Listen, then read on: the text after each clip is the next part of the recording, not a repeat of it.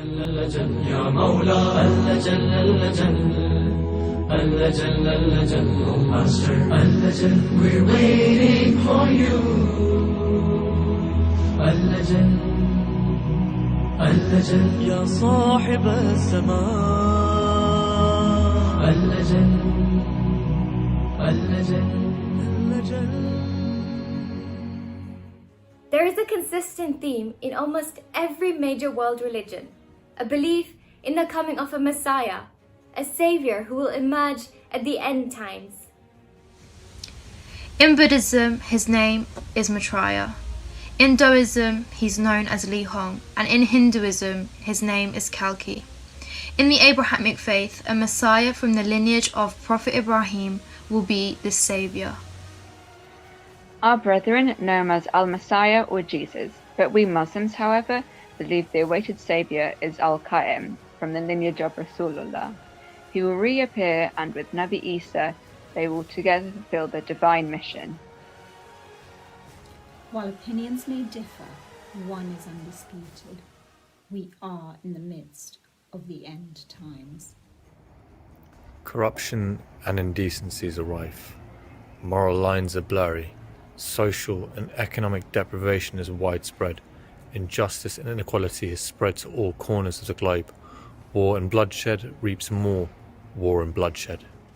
And there is no respite, no accountability. Instead, impunity for those who need to be held to account, and worse still, indifference. The world is crying out for a Savior. Born 1187 years ago, our 12th Imam, the Mahdi, Al-Hujjah, the Proof, Al-Hadi, the Guide, Ajjalallahu Faraja, was placed on this earth with one mission: to restore the true Islam, and by doing so, wiping tyranny, inequality, and injustice off the face of the earth. For over 1,100 years we have been in his intidar, awaiting his zuhur, but most importantly, he is observing, waiting, his 313, those who are actively laying the groundwork for his mission. And for those who claim to be his muntadir, how are we preparing? Join us on Saturday, 26 June at 6:30 p.m. for the Speak Out Debate Series Grand Finale, and that is where the winning teams from Debates 1 and 2 will go head to head. This house believes that our communities are failing to appropriately prepare for the reappearance of Imam Mahdi Ajjalallahu Faraja. We will open your eyes and convince you of the sobering truth of this motion. And we will debate otherwise. We will give you hope that yes, our actions are valid, and we are indeed in active intidar. So tune in on the Wessex Jamaat YouTube channel on Saturday, 26th of June, 6:30 p.m. inshallah. Imam Mahdi, Ajjalallahu Faraja. He is waiting. He is ready. But the real question is, are you?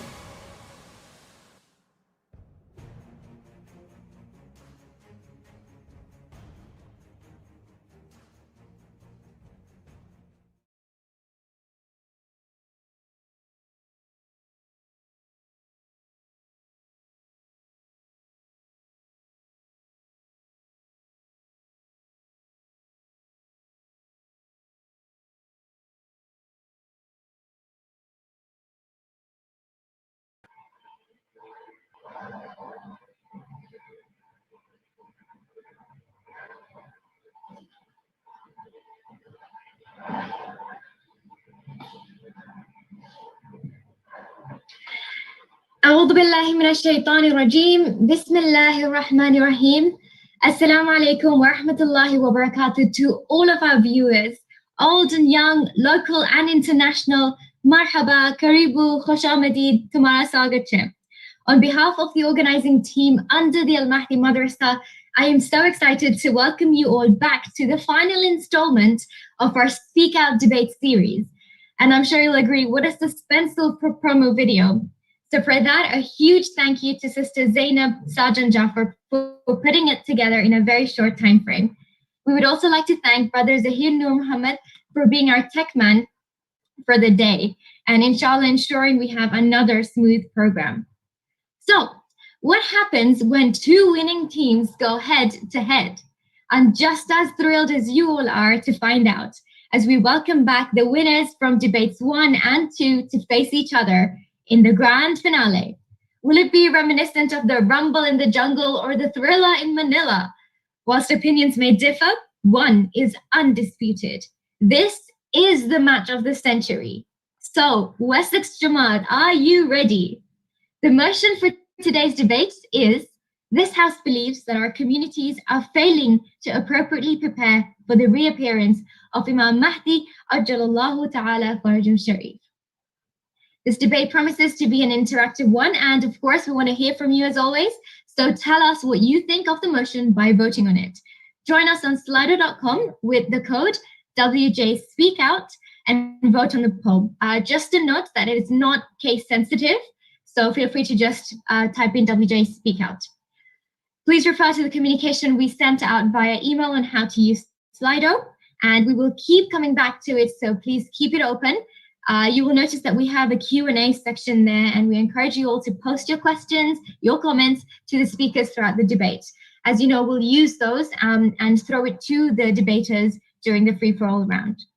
But before we begin, I'd like to invite Sister Fatima Merhi, one of our Madrasah students, to commence the event with a recitation from the Holy Quran. Assalamu alaikum.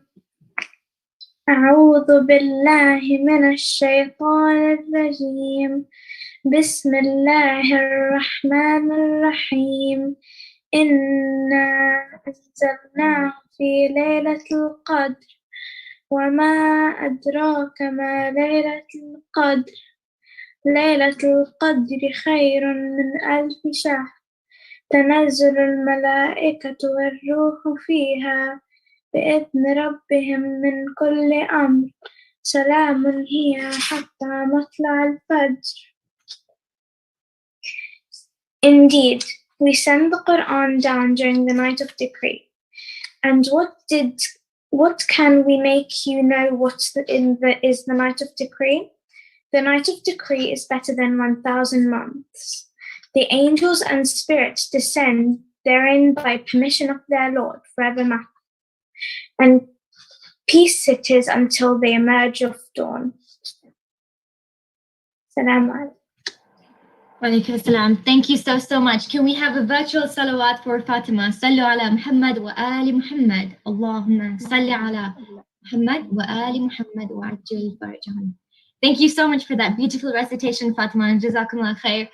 We're truly lucky to have such budding, beautiful reciters such as yourselves at Mahdi Madrasah. To the audience, please may I remind you all to vote for poll number 1 on the motion on Slido if you haven't already done so. We will be closing it soon. It's currently open. The code is WJSpeakout, and you can also post your questions and comments during the debate. So today's debate will be moderated again by Sister Sajida Jafar, who needs no introduction, having moderated the previous 2 debates. You've all seen it. Sajida Bai is completely phenomenal at it, and I, generally would not want to be in her shoes. So let's take a closer look at our teams for today's match. Both have so far risen to the challenge, presenting convincing arguments whilst maintaining exemplary akhlaq. However, they have both pulled some powerful verbal punches, and we expect no less from them today.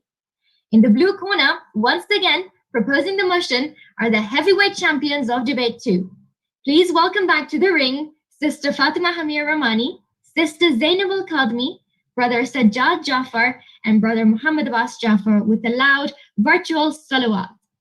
Allahumma salli ala Muhammad wa ali Muhammad wa ajil farajahum. The last debate saw the team successfully argue that the mother tongue has no future. Once again, they are here with the sobering reminder, proposing the motion, this House believes that our communities are failing to appropriately prepare for the reappearance of Imam Mahdi. Whilst they may float like butterflies, their words promise to sting like a bee. Let's hear more about who they're facing today. In the red corner, once again playing the role of the opposers, are the reigning champions of debate 1. Whilst they successfully argued against the motion, this House believes there can be no Western Muslim identity during the first debate. Are they up to the tougher challenge today brings? Please welcome back to the ring Sister Sabiha Chandu, Sister Layla Dori, Brother Fazli Abbas Nanji, and Brother Ridha Huda. In keeping with their theme of hope, they are here to convince you that our communities are indeed appropriately preparing for the reappearance of Imam Mahdi Ajalallahu Faraja. Can they roll with the punches and deliver some blows themselves? After all, in the famous words of Rocky Balboa, it ain't about how hard you hit, it's about how hard you get hit and keep moving forwards. We're thankful to the judges for their encouragement, their support, and for taking time out of their busy schedules, for their fervor and zeal with which they have approached this challenge. Today, we have Professor Reza Sahandi, Sister Rukaya Datu Nanjiani, and returning in top form, Brother Muhammad Hassan Banji. We will welcome our judges in true Wessex fashion towards the end of the program, inshallah.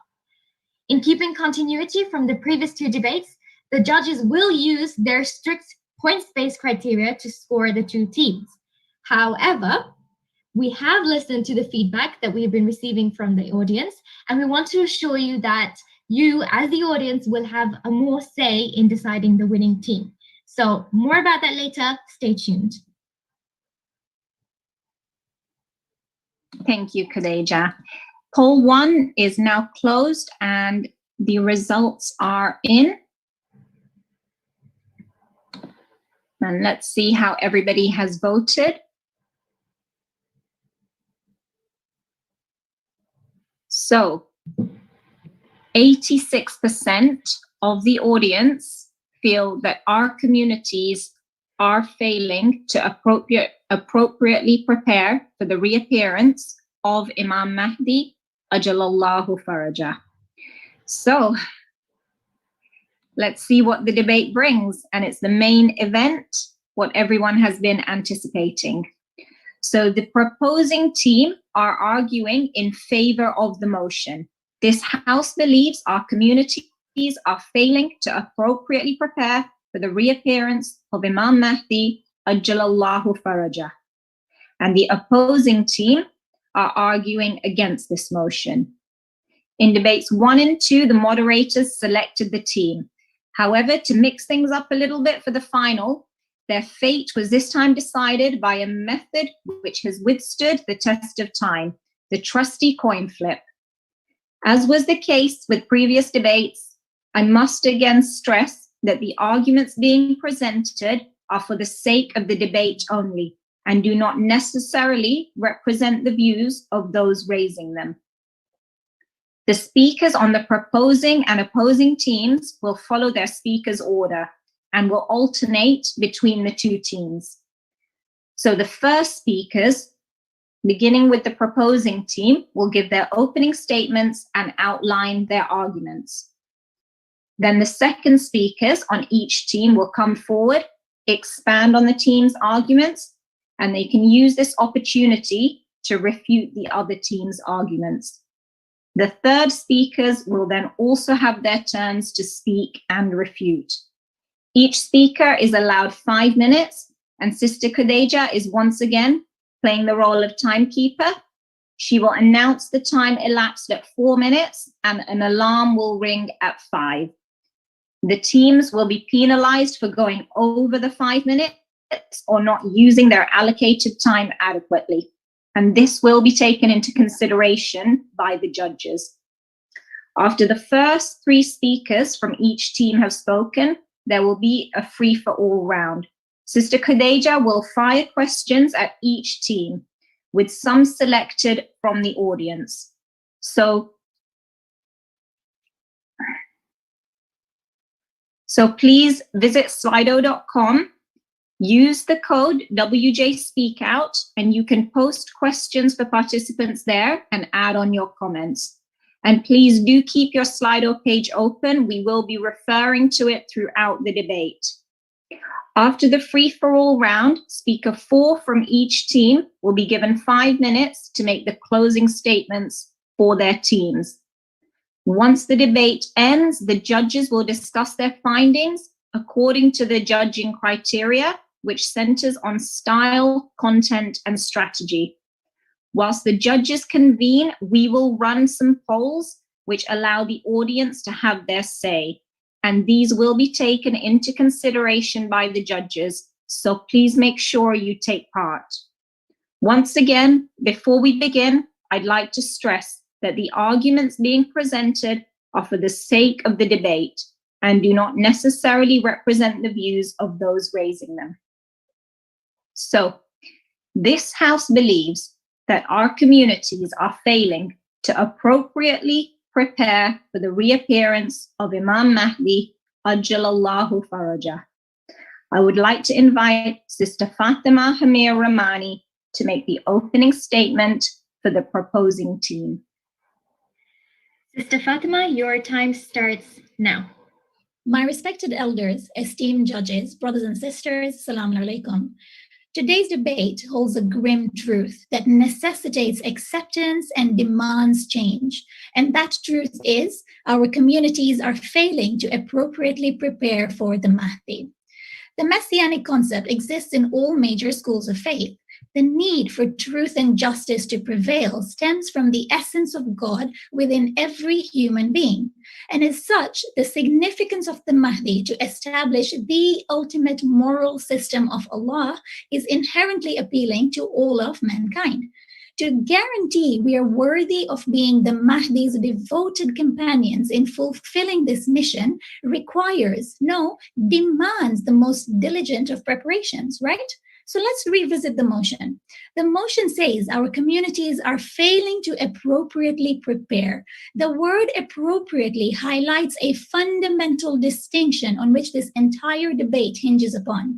Our communities are preparing, that is undeniable. But is our preparation appropriate, or are we deceiving ourselves with an inefficient, insufficient, and false sense of preparation, a kind of preparation that is not appropriate and ultimately futile? It is very likely that you and I will fail to even recognize the Imam. It is very likely that you and I will join the army against him. It's a condemning fact in history. How many did our people kill when they were the same ones who called upon Allah to send one? Imam Hussein's argument was precisely that. O people of Kufa, how is it that you have sharpened your swords against me now when you are the ones who invited me to bring justice against Yazid? So what keeps going wrong? Why is it that our holy personalities who perform the greatest feats imaginable have only a handful of friends? My dear brothers and sisters, it all comes down to one underlying principle. In the Dua Ma'rifat of Imam, we recite, "O Allah, grant me your recognition. For if I fail to recognize you, I will fail to recognize Rasulullah. And if I fail to recognize Rasulullah, I will fail to recognize the Hujjah." Our connection with Allah is the greatest measure of our connection with the Hujjah. My team members will examine a 3-step process for appropriately preparing for the Mahdi. Sister Zainab will explore the first and second steps, which are theoretical intidhar and intellectual intidhar, and Brother Sajjad will explain the third step, behavioral intidhar. To give you a brief overview, theoretical intidhar, the first step, is to gain the knowledge, the ilm of the Mahdi. The next step is intellectual intidhar, which is the ma'rifah, a deeper understanding of the Mahdi. Cultivated how? Through our connection with Allah and our understanding of the Quran. Our communities have failed to realize that our readiness for the Mahdi can only be established if our very system is built on the Quran. How can this be achieved? There is a need for our communities to invest in an accessible, well-rounded, universally recognized education system of our own that combines secular and Quranic learning from the very beginning. Currently, as a community, the majority rely on secular education systems to teach our children, a system that at its core promotes materialism over spiritual development, thereby failing to inculcate Islamic value-based attributes. So where is our system that ingrains and promotes theoretical and intellectual intidhar? These two steps then manifest into the ultimate behavioral intidar. A community that is ready is one that is driven by the need to serve Allah, 1 minute. serving humanity, to place the needs of others before our own, to be a voice for justice with the strength to face the repercussions. We can be small, but the world is always driven by a vocal minority. No society has ever been driven by the silent majority. Our communities have stopped and taken comfort in the first step, theoretical intidar. We need to progress to intellectual and behavioral intidar, which is the mawadda of the Mahdi, a desire to be like the Mahdi, a state of constant restlessness resulting in active, productive intidar. That is called appropriate preparation, and our communities are nowhere near that. Wassalamu alaikum wa rahmatullahi wa barakatuh.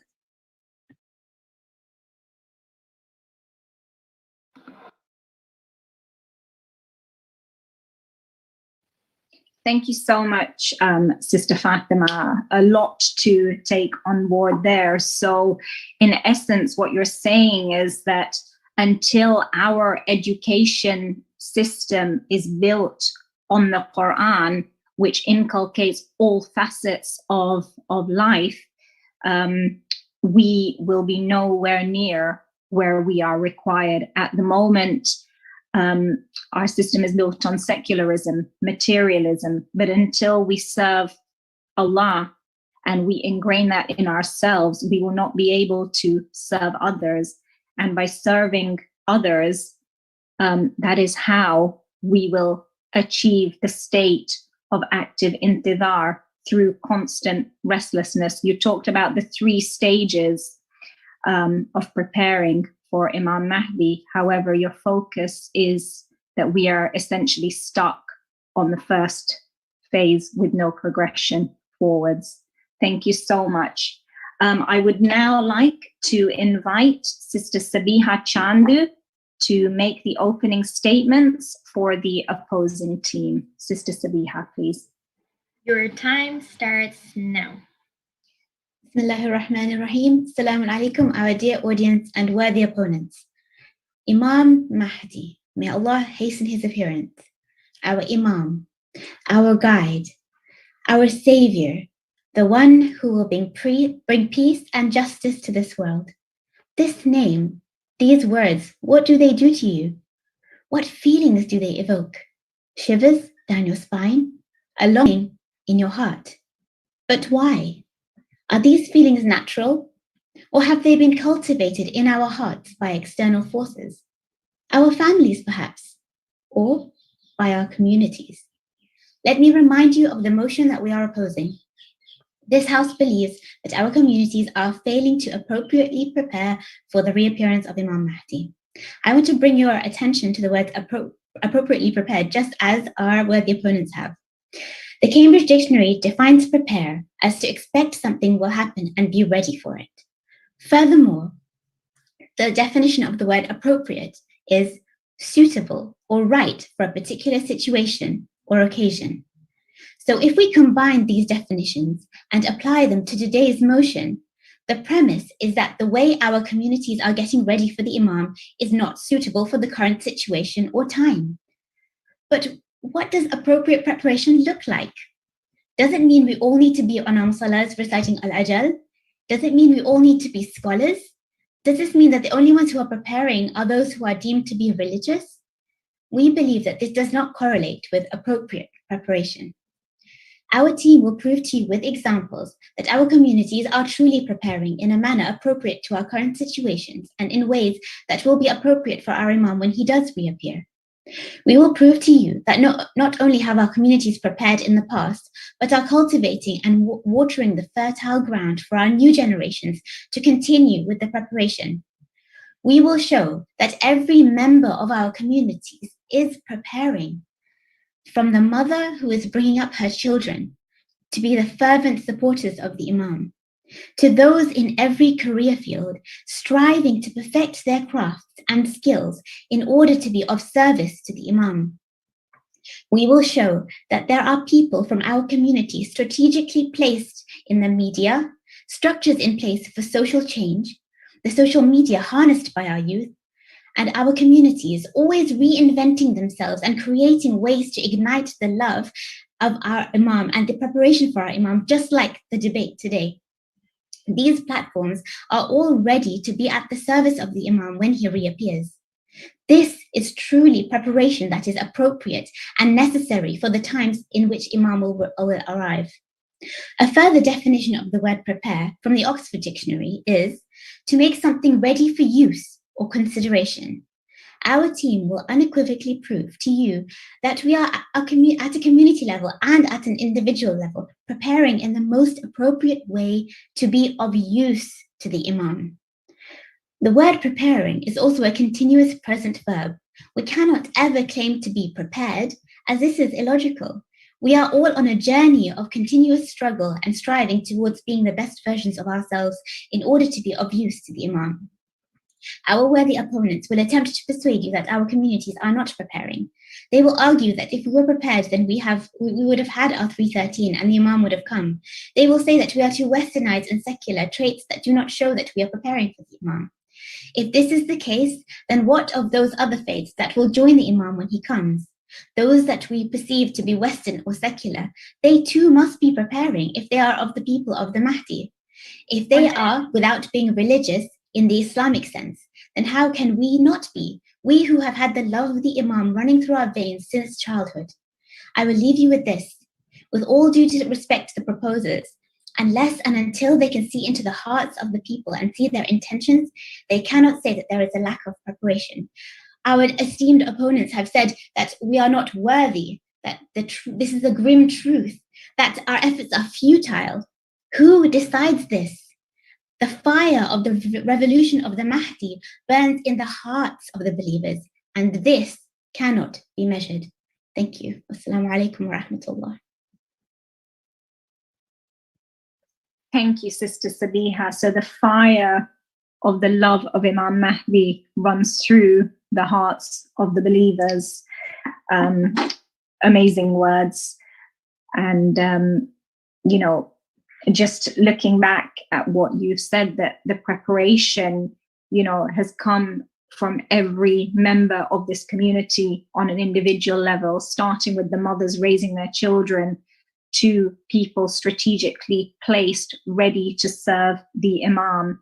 And the two definitions you gave, of preparation, not only preparing ourselves, but preparing to be of use to him through the various platforms, and that essentially nobody knows what is in our individual hearts as we continue on this continuous struggle. Thank you, Sister Sabiha. Now I would like to invite,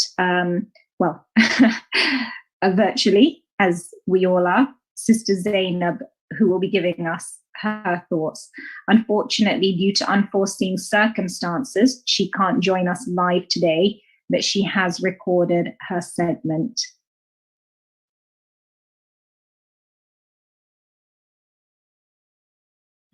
Assalamu alaikum, brothers and sisters. Firstly, I'd like to apologize for not being live for this debate, but whilst I may not be there in person, I still try to appropriately prepare. Before we start, I want you to reflect on what you first thought of when reading today's motion.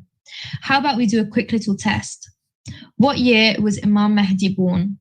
How many years was his minor occultation? How will the Imam look when he reappears? What is the translation of Dua Mujir? Pretty fundamental questions, don't you think?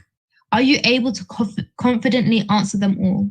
If the Imam knocked on our doors right now, would we, as a community, be ready for him? I think if you're truly being honest, you know the answer to this. There are 3 steps to appropriately prepare for the reappearance of Imam Mahdi, as Sister Fatma mentioned earlier. Let's explore the first step, theoretical intidhar. This is done by increasing our knowledge of the Imam. He is the Imam of our time, so it only makes sense that we need to consolidate our learning of him to increase our faith and aqidah. How can this be done? By fully investing in our youth, for they are the ones that will be standing during the time of our Imam. Our communities are failing to mobilize resources in a manner that will achieve the ultimate goal, which is serving Allah, hence serving the Mahdi. When we are born, we have a natural inclination towards the right path. It's when we get exposed to a system that is not aligned with the principles and teachings of the Quran and the Ahlul Bayt that these qualities are suppressed.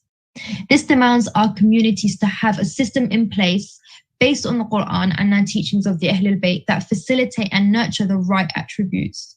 Attributes that strengthen and equip us, and more importantly, our children, to help the pressures that surround us today, such as the media or peer pressure, powers that are working against our core beliefs.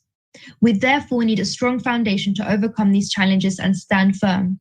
We are underestimating the power of our communities. Our education system shapes us personally. We need a strong foundation from the start, and this is where our communities are failing.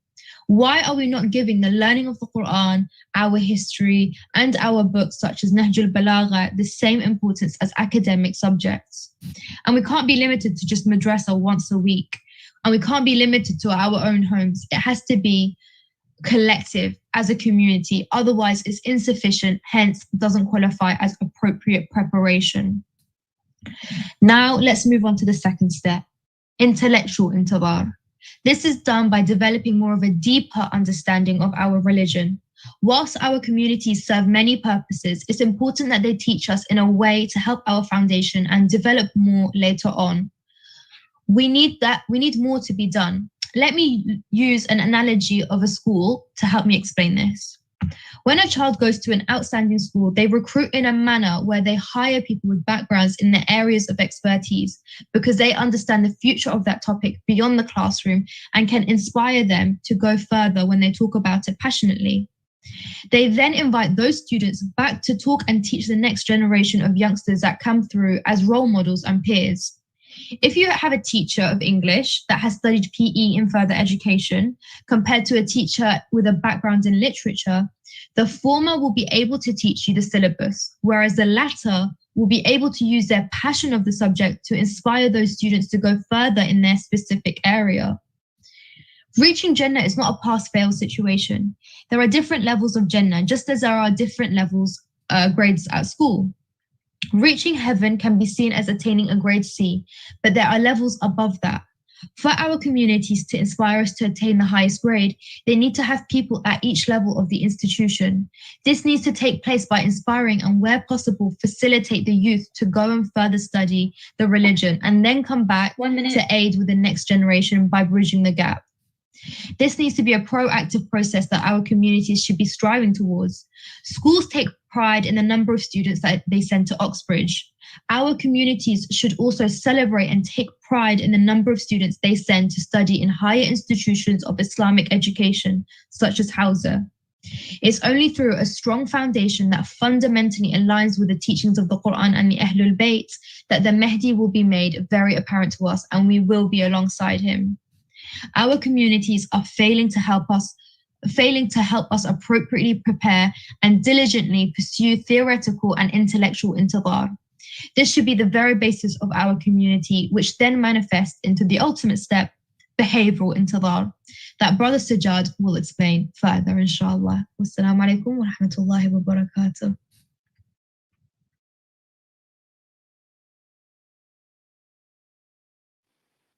Thank you very much, Sister Zainab, for your appropriate preparation of your piece. So, in essence, you again touched on the 3 stages of intidar, and you said that without the theoretical intidar, which is increasing our knowledge of the Imam, hand in hand with that intellectual intidar, where you have deeper understanding of the religion,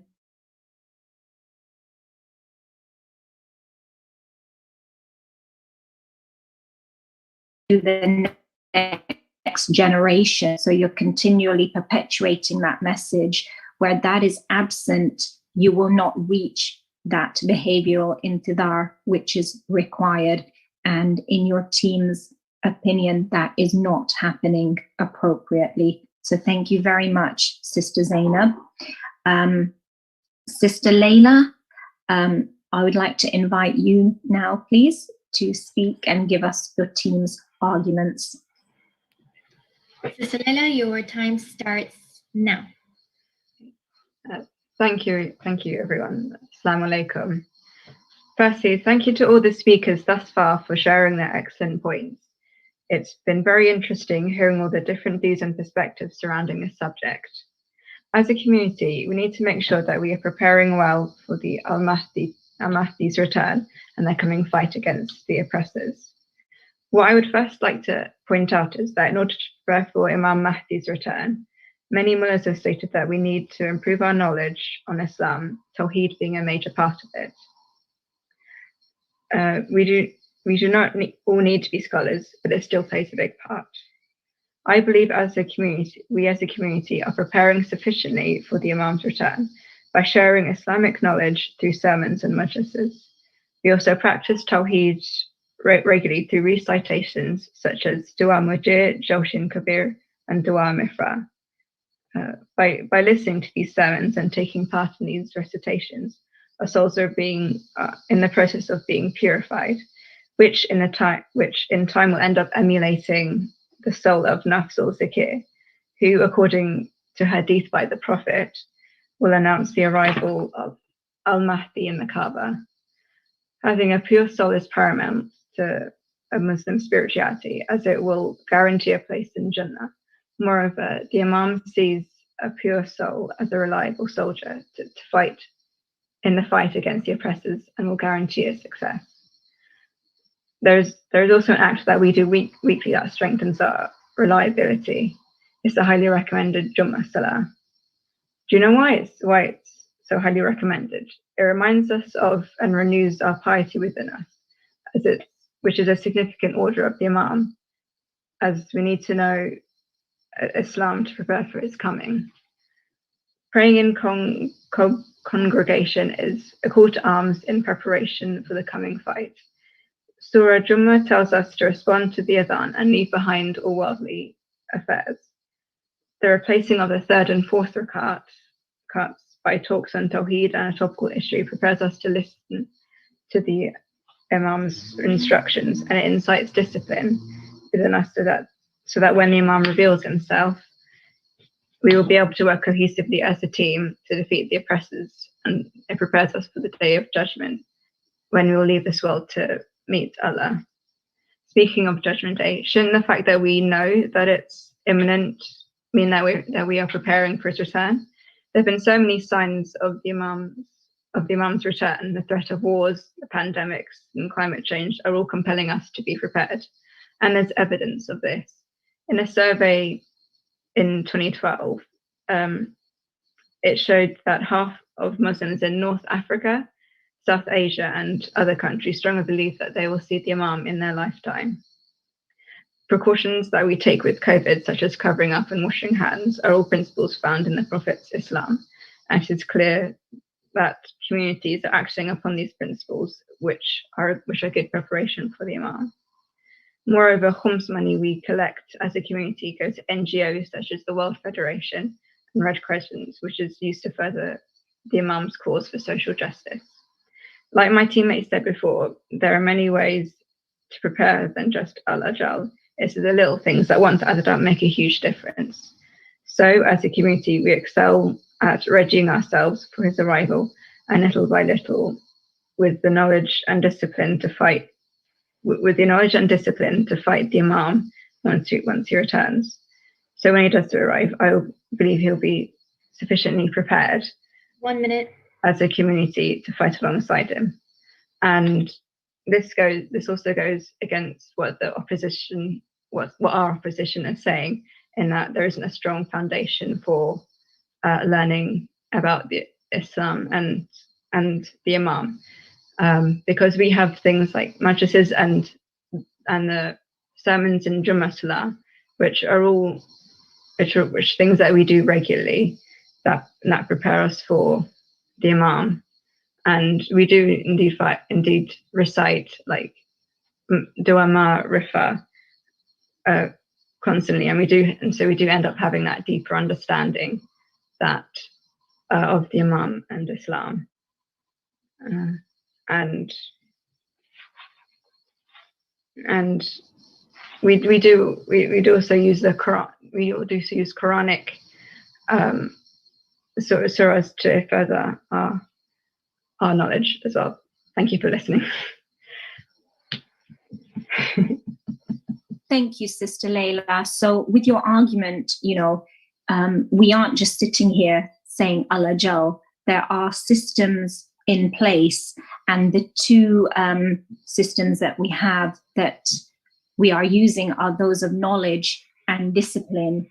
So programs such as, programs of sermons we listen to now, obviously online, the dua programs that we learn give us that deeper understanding, give us that knowledge and purify our souls.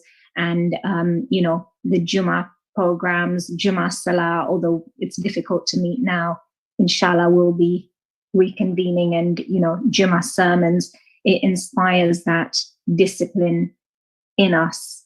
We are furthering social justice causes, through Qums, through the different facets that we have, and we are aware that the signs, indicate an imminent reappearance. So really, it's these little things that will make the difference, and they are things that we are doing continuously. So thank you very much. Now we will have the third speakers from each team before the free for all segment. So Brother Sajjad, I would like to invite you to present your team's arguments and continue with your team's arguments, please. Brother Sajjad, your time starts now.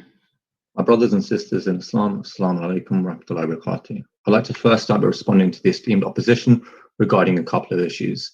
The first esteemed speaker spoke out and said how the proposers will speak out about being too Western. We are not saying that, and it is not part of our argument. And secondly, also she talked about preparing for an event. And to prepare for an event, a cohesive plan must be put into place. All events, stating individual examples is not quite a long-term plan. All events / projects in the world have a step-by-step process that is produced. Within the world of business, this is known as a Gantt chart, to objectively see the starting point and end point with a clear direction. The same is required in preparation for Imam Mahdi, and our communities currently do not have that. You've heard from my teammates today regarding the manner in which our communities are not appropriately preparing us for Imam Mahdi. My teammates discussed how our communities are failing with regard to the theoretical and the intellectual intidhar, and I will be explaining the behavioral aspect, which only manifests correctly if the first two steps sufficiently provide a strong foundation. It is the responsibility of our communities to ensure those core principles are instilled within, and to set an example for best practice such that we can be better versions of ourselves. However, there is a chasm of difference between being a better version of oneself and being appropriately prepared for the return of Imam Mahdi. We need to strive to be amongst his sincerest of companions, and it's the duty of our communities to inspire us to reach this level by ensuring the theoretical and intellectual are ingrained and a framework of behavior is reinforced. It is all well and good performing actions, but unless the intended outcome is achieved, the practice becomes ritualistic and futile. The second speaker did speak up about this, about some of the practices which were done, but this was the case of the enemies of Imam Hussein at the Battle of Karbala. Many of them were people that prayed to Allah, but then failed to recognize the Hujjah. Systems must be put into place such that we do not fall into this trap. As a simple example, we are recommended to recite Dua Nudba every Friday. This dua is recited to grieve our separation from Imam Mahdi, but are we trained to recite it in this manner? Are we trained to recite it as a lamentation with sincerity, or are we just taught ritualistically? Unfortunately, it is generally the latter, which is an example in how our community are failing to prepare us appropriately. My next point addresses our Shia communities as a wider society. When Imam Mahdi returns, there will need to be a system that is in place for him to carry out the will of Allah. There will need to be strong distribution channels and collaboration amongst communities. In our community, we have the World Federation, COEJ, Nasimco, etc. But the Shia community is not just Khoja. Our governing bodies need to interact and communicate with other communities around the world and operate as a unit. Bridges need to not only be built, but also strengthened and fortified by reaching out to other communities through social, sporting, and Islamic events. We can see these bonds come to fruition. It is a sad fact that most people only come across Shias from other communities when they go to university. Why is it that they do not interact with them at a younger age as well? We hold sporting events such as Mamt and the Jafri Golf Tournament, but with a simple element of integration, we can easily open these tournaments up to other Shia communities or hold additional ones entirely to enable these channels to prosper. This is the desired standard, but unfortunately at this moment in time, our communities are failing to create this cohesive structure. My last point comes now to our community with the wider society and the servitude to others. One of the pillars of our religion is the tragedy of Karbala, the grandson of our prophet standing up against tyranny, oppression and injustice, regardless of what happened to him. As a community, we need to be vocal and take a stand against all injustices that take place around the world. We need to speak up about all issues that affect our world, whether they are social, environmental, economic, or political. Many of us talk about the issues surrounding Muslims around the world, such as our brothers and sisters in Palestine, Yemen, and China. But how many of us talk about or are even aware of the ethnic cleansing of the Nuer group in South Sudan or the cultural genocide of Tamils in Sri Lanka? Our communities need to raise awareness of all the atrocities that take place worldwide that not only affect our Muslim brethren, but also those that do not. Our service to humanity is an obligation, and it means our communities need to set up initiatives to tackle worldwide issues. Proactive steps to ensure we too are doing our part must occur. How much disposable plastic do our communities go through each year? How many of our communities actively promote and facilitate being on the front line of global humanitarian causes? Our communities must inspire us towards a position of influence and be at the forefront when it comes to championing social justice causes, green initiatives, and politics. They must set the example for us to follow, but more importantly, also have the strength to face the repercussions. It is clear that we are not ready for the return of the Hujjah, but it is even more worrying that we are not moving in the right direction, and therefore we cannot say that we are appropriately preparing for the return of Imam Mahdi. Thank you for listening. Assalamu alaikum wa rahmatullah. Thank you, Brother Sajjad. So again, building on your team's arguments, that to be able to build a framework of behavioral intidhar, the theoretical and intellectual intidhar has to be in place, and without a framework, that is not possible, and that there has to be a system in place, collaboration with other Shia communities, so that when Imam Mahdi Ajallahu Faraja returns, there is something there for him to work with, that we need a cohesive structure, and not just with other Shia communities, but on a wider level. We need to be at the forefront and setting an example in service to humanity for issues that do not affect only Muslims in all areas, social, economic, political, and environmental. And until we are doing those things, we are not appropriately preparing. Brother Fazl Abbas, I'd now like to invite you to give us some more insight into your team's position, please. Brother Fazl Abbas, your time starts now. Firstly, I'd like to thank my opponents for their arguments. And I'd just like to say, when I was young and I went to Madrasah, I was taught the following things that I'd just like to read out to you. I was taught Imam Ali passed away at the age of 61, Imam Hassan passed away at the age of 47, Imam Hussein at the age of 57, so on and so forth. For example, Imam Jawad passed away at the age of 25. But when it came to the 12th Imam, we were told he's still alive. And I went, how old is he? They told us how old he was, about 1400 years. And we're like, how is that possible? Wait, God has kept him alive because God can do that. From a young age, we were cultivated to wait for the Imam. Now, I'd just like to bring a point to fruit, which I think this notion is slightly being misunderstood by my opponents. They slightly misunderstood this. The motion says, are communities appropriately preparing? But from what it sounds like they were saying the individuals are failing.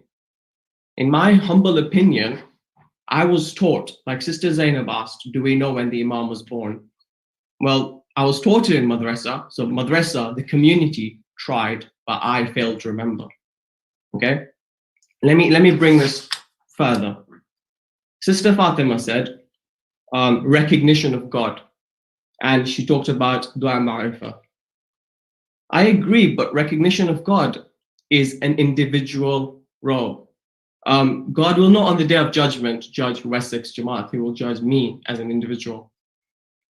Secondly, the community is trying. We are trying our best to do things. We have interfaith events, we have educational events, we have madrasa. Yes, I agree, madrasa is once a week, but then parents are with their children at home 7 days a week. What are parents doing? Madrasa can only do so much. It is up to the individual to prepare. Now, Sister Zainab talked about us being too secular and we should be proud of our community members going to Hawza. I agree, and we should be proud of our community members going to Hawza, but will the Imam only require scholars? Will he only require religious scholars? Will he not require doctors, engineers, pharmacists? Will he not require someone to cook food? Brother Sajjad, I definitely agree with your point that there needs to be more collaboration between Shia communities. Why just Khojas? Yes, why not the others? But you talked about not there being strong distribution channels. Imagine if every center, every Shia center in the world, how many ever they are, just think about how many they are in the UK. Imagine if every center was used as a hub for the Imam. If every center, when the Imam arrives, he can use every center that we currently have as Shia and use it as a hub to spread his message. That is a strong distribution channel. Secondly, you talked about behavior and the community not behaving appropriately. I'd like to once again say, I think we all behave really well when we go to mosque. We all behave really well when we go to the church for an interfaith event. We all behave very appropriately. It's more the individuals who are failing to behave, and maybe we need to address that. And secondly, I feel like there were a lot of methods on how we can better prepare and not enough methods on how we are failing to prepare. And as my colleague said at the beginning, we are preparing, we have not finished. We are not prepared, but we are on our way to preparing. Okay? At the end of the day, 1 minute. Allah subhanahu wa ta'ala who will decide when the Imam arrives. Has anyone heard of a initiative called Active Intidhar? Now, this is an initiative brought about by a group of Shias, and they give you weekly tasks that you can do to help you wait for the Imam. And the first thing they say you should do is have an empty picture frame in your room or in your house that will remind you that there is a void in your life, and that is the Imam of our time. And with that, I'd like to end. Thank you.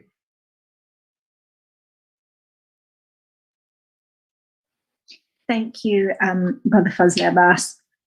Thank you for talking about your experiences and how the community itself has actually fulfilled its duty in terms of Tawheed, areas such as sermons, madrasa, interfaith events, and how the behavior of our people are exemplary during that. But actually, the premise of the motion is flawed because we are looking to palm this off on the community, whereas we need to look at ourselves on the individual level. And until we make those steps, we will not achieve what we need from the community. And, you know, building on your team's position that nobody can ever say they are prepared, but the steps that are being taken show that we are preparing and continually preparing. And one of the first steps is the recognition of the void that we don't have Imam Mahdi in our lives through the initiative of Active Intidhar, and it's initiatives like this which show that we are preparing. So thank you, Brother Fazli Abbas. Everybody at home, I would like to invite you to join us in a virtual recitation of a very loud salawat for all the participants. Allahumma salli ala Muhammad wa ali Muhammad wa ajil farajahum. I will now hand over the moderator's hat to Sister Khudeja for the Free for All segment. And please do use the Slido code WJ Speak Out to post any questions or comments that you have. Thank you, Sajid Dawai. Firstly, a huge well done to all the speakers so far. This time we're turning up the heat. We've asked the audience to submit questions, but we've also got some pre-prepared questions. And inshallah, these are designed to get your minds ticking. So, Bismillah. This question is firstly directed towards the proposing team. So, some may say that religion diminishes over time, as in it was in this purest form at the time of Prophet Muhammad, and now, as time has gone by, it has become more and more diluted. However, progress is seen to improve over time, granting more rights to those who are marginalized. How do you view this, given that Imam Mahdi will return in a time when religion, the true religion, is lost? Any takers from the proposing team? If you need me to repeat any questions, please let me know. If you don't mind repeating it, that'd be helpful. Thank you. Sure, of course. So some people may say that religion diminishes over time, as in its purest at the time of the Prophet Muhammad and has been diluted over time. However, progress is seen to improve over time. So, for example, granting more rights to those who have been marginalized. So how do you view this, given that Imam Mahdi will return in a time when true religion is lost, assuming that religion gets diluted over time? Sajjad. Okay, so I mean, the true religion will be lost, but not to everyone. First of all, as in obviously that is why there will be, people which the Imam can rely upon. And talking about progress and kind of linking this to appropriate preparation, preparing in the wrong direction is not preparing appropriately. A very, very common sort of phrase which comes to mind is people think of practice makes perfect, right? But that's not really true. The concept of practice technically makes permanent, I think, is a better way of looking at that. And whilst we're preparing for Imam Mahdi in this manner, if we are preparing in sort of doing the wrong things, then we're preparing down the wrong route. And those practices which we think are going the right direction are no longer perfect, but are permanent and incorrect, if that makes sense. Thank you. Before I come to Sabiha Bai, against Dean, do you have anything to say against that? Thank you. Yes, thank you. I would just like to say, in terms of progress, this word progress is a really interesting word. I feel, and our team feels, that we are progressing, and the trajectory of progress is just going up. In terms of progress, socially, we are progressing. The number of institutions that are available these days for social change, for example, A World Without Barriers, who is Hussein, who does not just benefit the Muslim community, by the way, as our esteemed opponents were saying, that that benefits the society at large. Things like active intidhar. We are progressing spiritually. Our speakers, our spiritual levels, our understanding of spirituality is increasing, and that is an upward trajectory. Intellectually, we are in progress. We know so much more than we did before about Imam, about his reappearance, about so many more deeper concepts. And we are progressing in terms of how the Imam is going to use these things when he reappears. We have systems in place which is showing progress. We have media systems in place. We have people in strategic places in the media, for example, Miqdad Versi, Mahdi Hassan, we have the Muslim News. These are all things that can be used when Imam comes, and this is all showing progress. We are showing progress in our terms of social justice. We, our esteemed opponents were saying that we don't know what is happening in many parts of the world, the genocides that are happening, the ethnic cleansing. But we have a way of knowing through social media, through Twitter, through hashtags, through so many different avenues. We have all these platforms that show that we have progressed, and now we can use that knowledge. People before did not know a lot of these things. People were in darkness. People who had the blinkers on, not knowing what's happening around the world. We know now, and we can lobby our governments. We can stand up for social change. We can protest. This is all progress for preparation of Imam. Thank you. You made an interesting point about progress that we didn't know before. The question is, did we really not know? But Fatima Bai, would you like to take that? Yes, please. I'd like to actually, again, focus on this word progress.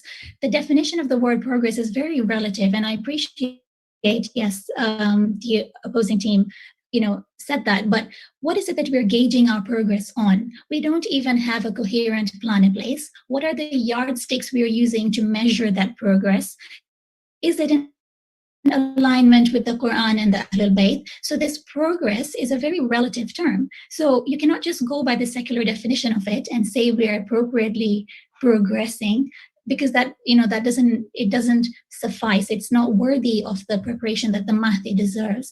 In regards to the question that was asked, Sister Khadija, so the Islam is being diluted, true, and there are so many pressures around us, especially today, which is why we're saying that even though the Islam may be diluting because of the peer pressure, the media and everything, if our fundamentals are strong, if our communities give us this well-rounded, integrated, secular religious learning from the very start, then we will be on Sirat al-Mustaqim. Sirat al-Mustaqim is the right path, which is the path of Allah. And if we're on that path, we are in alignment with the Mahdi. So let the religion, seemingly dilute around us, but if we're strong, we will be on the right path. That is the right definition of progress. And we must have an overarching fundamental vision created by our communities to help us fulfill this. Thank you very much for redefining the word progress. I feel like this has very much come into play in this debate. May I just kind reminder to all the speakers, if you want to say something, please may I ask you to put your physical hand up rather than the virtual hand, if that's okay. Thank you. I believe Sister Sabiha has a rebuttal to make. Yes, sorry, the one thing that I forgot to mention, which does tie in with what my dear opponent just said, the system that has been developed, there is a system that is in progress and is being developed by our communities, and that is the Tarbiyah curriculum. And the very premise of that Tarbiyah curriculum is that it takes the Quran, it takes Hadith, it takes everything, and it merges it together into one holistic curriculum for our generations to benefit from, and from our children to benefit from a very young age. So this is something that you have all been saying, that there isn't something, but there is, and it's not a stagnant thing. It is forever in progress. It is progressing and it is changing, and it's being reviewed. So every time there is a lack in one area, feedback, it is being improved, and that is the basis of what our children are learning today. Tarbiyah curriculum has been dropped. Fatima Bai, anything to say to that? I totally understand, and I appreciate that our communities are preparing. We're not denying that. What we're saying is it's not appropriate preparation, which is what this motion is saying. Our Tarbiyah curriculum is beautiful. Yes, it's trying to incorporate, it's holistic. It's a Saturday thing. It is not, again, I cannot place emphasis on this enough, that it has to be integrated 24/7 to help our children, to equip them with the tools they need against everything that they're facing today. Everything is being so normalized. Everything is being so desensitized. The lines between right and wrong are being blurred out. But if we limit our Tarbiyah curriculum to just Saturdays, what happens the other days of the week? So I agree, our communities are preparing. We may be moving there, but it's not appropriate preparation worthy of our Mahdi. Perhaps we need to have a home Tarbiyah curriculum, and I wonder if there are any takers for that. I believe Brother Fazl Abbas has something to say to that. I believe I already, with all due respect, already mentioned that, yes, madrasa is once a week, but yes, parents have an exemplary role to play in preparing, which furthers the point of as a community we're doing what we can, maybe, but as individuals is where we're actually failing, if there is any failure. Thank you, Brother Muhammad Abbas. Thank you. Thank you to my esteemed opponents for the points that they have raised. But the topic of madrasa has come up a couple of times, and we've just heard on a couple of occasions our opponents referring to the error or the mistake of individuals rather than our communities. And I think, that might be a reasonable argument if what we were talking about were exceptions to the rule. But actually, the reality is that this is not an exception to the rule. This is unfortunately the general reality where those who are leaving madrasa are actually not retaining the a large proportion of what they are learning. As a simple example, you mentioned about how long it has been since the birth of Imam Mahdi as about 1400 years, whereas actually it's closer to about 1200 years. If we're not able as a community to get these basics understood, and not just when we're learning them at madrasa, but to be able to continue them and develop on them and build on them into adulthood, then this is a systematic failure of our communities. In the workplace, for example, many of you who are in various organizations and businesses will know that if an individual makes an error, then that error gets looked at to actually see why the reasons for that error happening. And actually, it is the case from analysing such individual errors that these can mostly be put down to systematic errors within the system. And I reiterate, we're not talking about exceptions here. We're talking about our communities as a whole being underprepared, being insufficiently equipped from a theoretical and an intellectual level that is impacting on our behavioural intellect. And therefore, to purely dismiss this as individual errors is, I think, grossly underestimating the problem that our communities have. Thank you very much. Sister Leila, you put your hand up earlier. Would you like to swoop in here? Yeah, I would, thanks. Yeah, mine's quite a short one. It's going back a couple of points where we were talking about how madrasa once a week wasn't enough, and how we should be doing things at home and just within the mosque. But in England, there are several Islamic schools that do teach about Islam and Al-Mahdi like 5 days of the week. And I've actually just been looking some up. And there's things like Al-Mahdi School and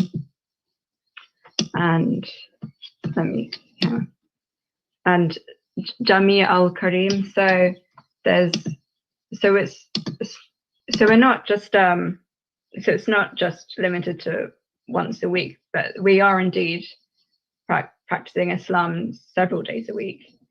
Yeah, so, and we are progressing in our knowledge because we also can't go back as well.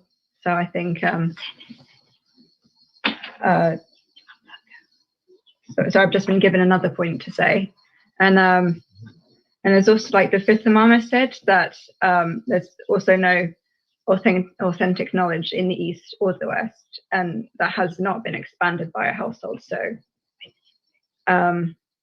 yes, and so for example, our eighth Imam wrote a dissertation on the human body, and I think that was just like in his in the 1800s and 800s, and he was separated, and they separated secular and non-secular ideas. If that makes sense, I'm not sure. But, thank you very much. Sorry, yeah, did you have something? No, sorry, I'm finished. That was it, really. Thank you. Thanks. Thank you so much. I'm sorry, I'm going to have to cut this question short at this point. My apologies, Rida, but I'm really sorry. There is a question that's come in from the judges, and this kind of taps into the systematic preparation the teams were talking about. So the question is, it is easier to educate and prepare strong believers. How can weaker believers be prepared? We mentioned madrasa a couple of times. Is madrasa good enough for, weaker believers at home? Do we have the right support? Is there a systematic system in place? Sabiha? So the term weaker believers is an interesting term. I do not believe there is such a thing as a weak believer. There is a believer who is on their journey. It depends where on their journey they are. They may be at the beginning of their journey. They may be far ahead in their journey, but they're on their journey, which makes them a believer. It doesn't make them a weak believer or a strong believer. They are on their journey. And I just wanted to say that this going further on this journey, no matter how much at the beginning you are, this is all in preparation for our Imam. This is the major struggle. This is the jihad al-nafs. This is the area where it is the key place to be. It is here because only through this jihad al-nafs and this preparation up the ladder of spirituality, no matter where you are on it, that is what is going to prepare us for the minor jihad, which is when the Imam comes. The major jihad, which is now, is going to prepare us for the minor jihad when the Imam comes. So the whole term of a weak believer doesn't exist here. It's all about progress. Like we said, it's all about progress, and this progress is very much part of this, like you guys were mentioning, behavior intidhar. This jihad al-nafs is behavioral intidhar. By trying to change, and you think that being a best version of yourself doesn't play a part here. It does. This whole jihad al-nafs, being the best version of ourselves and progressing towards the in preparation of Imam. Thank you. Thank you so much, Sabiha Bai. Layla, would you like to add something to that, please? Yeah, so I believe there's like several ways of learning, like regardless of whether you're weak or strong, like it depends on how you learn, such as like whether you're kinesthetic learner or a visual learner. I just think that whether or not you're weak enough doesn't really hinder your ability to become a better Muslim. So we just need, whether weaker means the people who aren't that pious, for example, it just means that we need to find other ways to engage them and help them believe in God in their own way. And that's me speaking as LSA, and just like finding different ways of teaching people. So yeah, it all depends on the person really and how they will learn, regardless of their level, if that makes sense. Thank you. We're gonna have to cut this short. So if there's a quick point that I can make, is that what we're gonna try and do in this free-for-all round is, we've talked briefly about religious aspects and cultural aspects, if that tied in. I would now like to move into a social element of this topic. So a few days ago, we heard Sheikh Hilli's lecture during the wiladat of Imam Rida alayhi salam, that some traditions narrate that Imam's mother was of African origin. And it was also specified that the mothers of most of our later Imams, as in the 7th, 8th, 9th, 10th, and 11th, they were also from Africa. Therefore, there is much debate about Imam Mahdi's skin tone and racial status. We're also aware of the prevalent racism in the times that we live in, and we have heard that racism can and does even extend into our own communities. Now, in light of that, the question is, how can we discuss how prepared we are for the reappearance of Imam if some of our communities might not even be prepared to accept the Imam? Brother Muhammad Bas. I think it's a really good question, and we've heard from our opposition. One of the points that was raised was that if the Imam had control over every centre, then that would form an amazing infrastructure for him. And yeah, I agree, that would be absolutely amazing. But the reality is that he wouldn't even be able to be allowed to serve on the EC for most of our communities. So unfortunately, you don't have a point there. And for Dejabai, you're quite right. We have a real problem in our communities. And so I think it's an absolute great question. And unfortunately, our communities have got a lot of work to do. Thank you. I'm gonna have to take someone from the opposing team. Ridaba?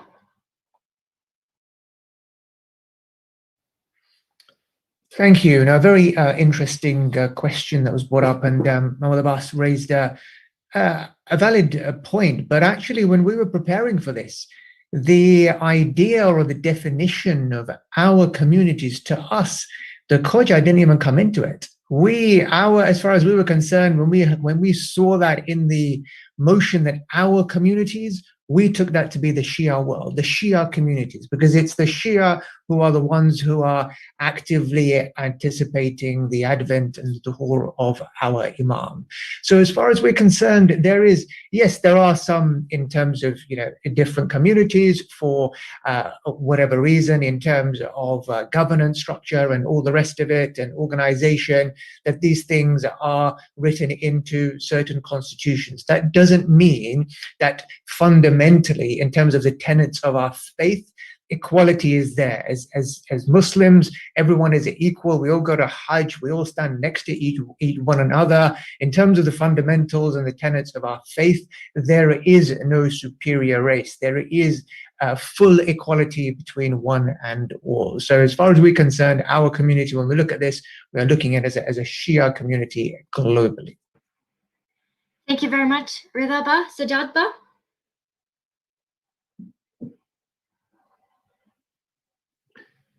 Well, the brother has made a very important point talking about the equality when we go to places like Hajj, etc., etc. But it sounds that racial bias does not exist and that we live in a utopia. And the reality is that we don't. All across the world, there are issues of racism. We've got so much more awareness now of things like Black Lives Matter and a variety of other causes. And there is deep sort of what's the word? There is sort of racism which is sort of underlying within all communities, not just our Khoja. When we say our Khoja community, we meant our communities as well, but we may have highlighted more on the Khoja. But we need to bring about some form of diversity training, racial things, racial diversity trainings as well, to ensure that we are at least aware of it, because there are things which there'll be videos which you'll come across about different racist issues. For example, I came across a video recently about the racial elements of the hair of Black people and how that can stop people getting jobs. And I had no idea of this. I had no idea this existed, because it wasn't something which I was aware of. But there are deep lying, rooted, various maybe slight elements of racism which need to be addressed as well, because as we said, when Imam Mahdi does reappear, we don't want to run away the first thing being that takes place, or not listen or be fearful of someone just because of the color of their skin. Thank you, Sajjad Ba. Sabiha Bai from the opposers, please. So it's interesting, Sajjad, that you mentioned like the progress that we're making in terms of racism, and that's the key thing, isn't it? There's so much progress being made. Things we are much more aware, like you said, we are much more aware of racism. We are much more able to tackle racism. We are much more able to look at it in a different light. Now, Imam, when he comes, he's not going to be just the Imam for the Shia, he is going to be Imam for the world. So all the progress that the world is making in terms of racism is also in preparation for the Imam. So it doesn't matter where the preparation is happening, but the preparation is happening. It's progress in terms of racism as well. So inshallah, even it is readying the way for Imam, so that even our communities are being affected by, for example, the Black Lives Matter movement and all of these movements. And if there are any elements of racism in our communities, then those will also change as well. And that is all part of the preparation. Thank you, Sabiha Bai. There's a comment that's come in from the audience. Racism is to do with one's mentality, their state of mind, and understanding one's unconscious biases. Racism is worse than any pandemic and requires to be uprooted. Hang on. Sister Fatima, would you like to take the floor? So I think that comment was very, very important, and that further emphasizes, what we're saying today in our arguments that we have proposed today. Sisters, we have very, clearly mentioned that progress, again, it can be happening in other parts of the world, other communities, and it's all in preparation for Imam Mahdi. Definitely, we agree. But surely we want to be a part of that. Not only a part of it, we want to be pioneering that. We want to, cultivate that, inherent, where we don't have a bias towards anything apart from our spiritual perfection. So again, that can only be inculcated if our fundamental vision, if our fundamental principles are based on the Quran, there's so many ayahs where where Allah tells us, there is no differentiation between any human being except for their spiritual level. It is only when these are inculcated in us from young age that we're able to then, serve the true purpose. So I agree, yes, a lot of our communities, not just Shia, all other Christians, they're at the forefront of so many good causes, but we have to be at the front line too. We cannot just depend on them doing a good thing and then we follow what they're doing. We've got to be the leaders, and we've got to try and nurture that amongst us.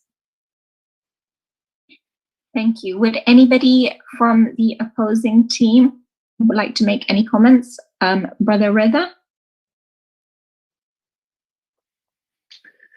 Thank you. I would come back to our esteemed opposition and say that who says that we are not doing such? Who says that we are not living our lives by the Quran? Who says that progress hasn't been made?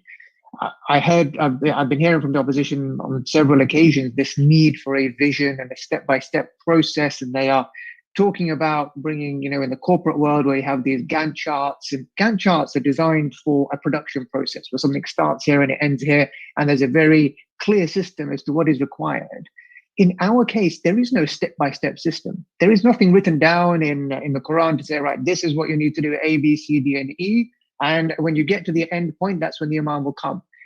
There is a reason why it hasn't been clearly articulated between A and Z in a Gantt chart like we've heard before. The reason is because there is no limit to human potential. As we heard, the level of humans can reach even greater than the angels. And that is what we are designed to do. We are designed to progress. There is no finish line. We are playing an infinite game. We are playing the game of continuous improvement and progress towards that ultimate utopia. When we get there, the Imam will come. So there is a reason why there has been no step-by-step process written down. It is to make sure that we are on this continuous journey, this continuous evolution towards fulfilling our true potential.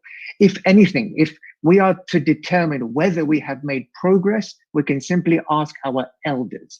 And if you ask our elders, they will tell you that yes, as a community, we are more religious, we are more closer to our faith, we are doing more now than we have ever done.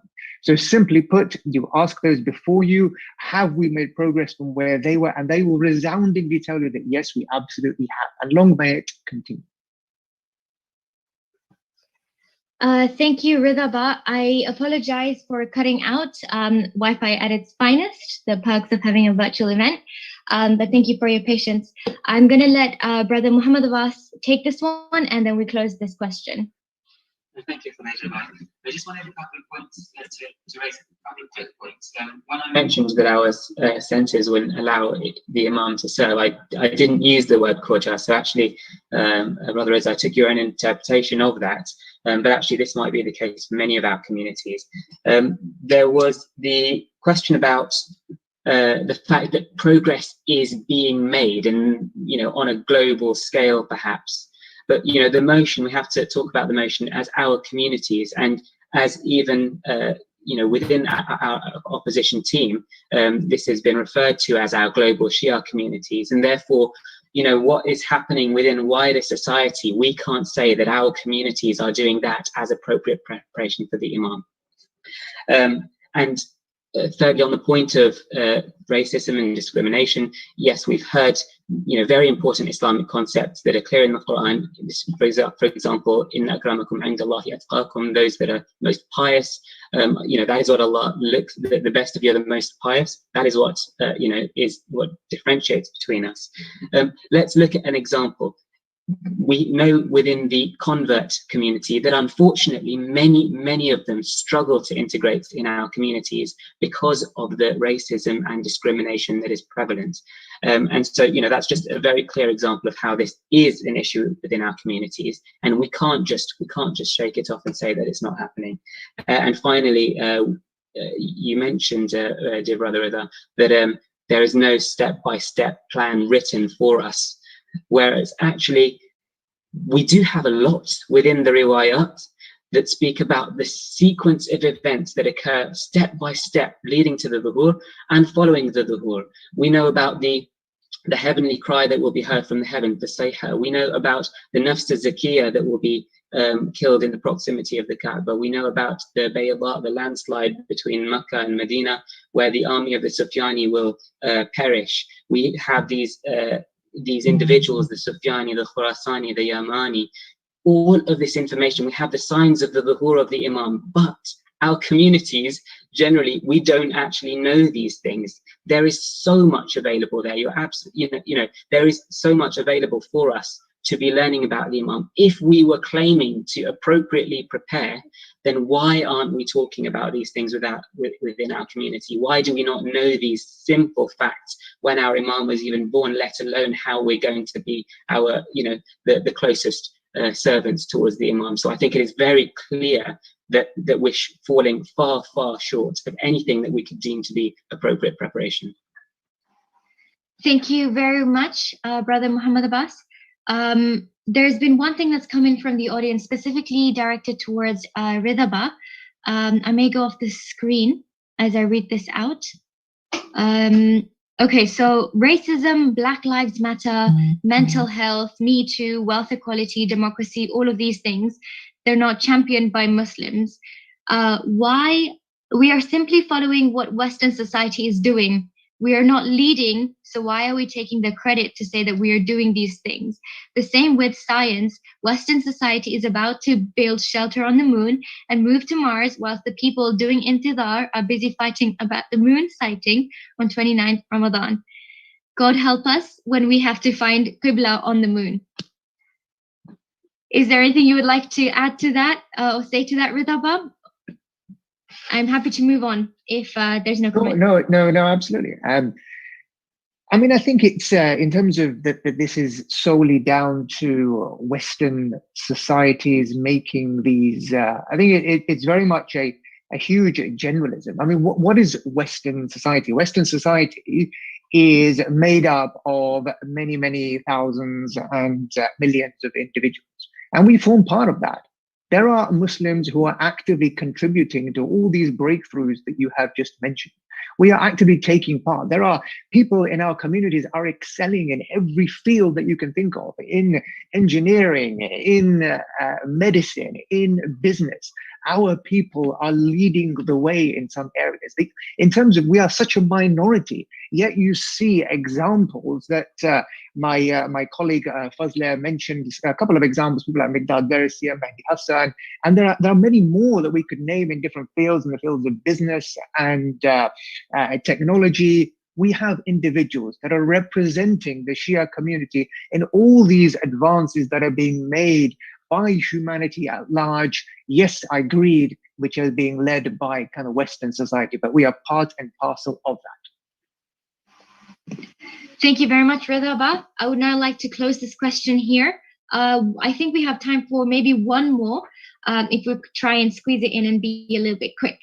So this is taking a more of a political stance towards this topic. One attitude of a true believer of Imam Mahdi is to stay with the truth even when he or she is the minority. How much has the community tried to remind people that going with the flow is not usually right? At times, this may include supporting political movements that the government of the day is against.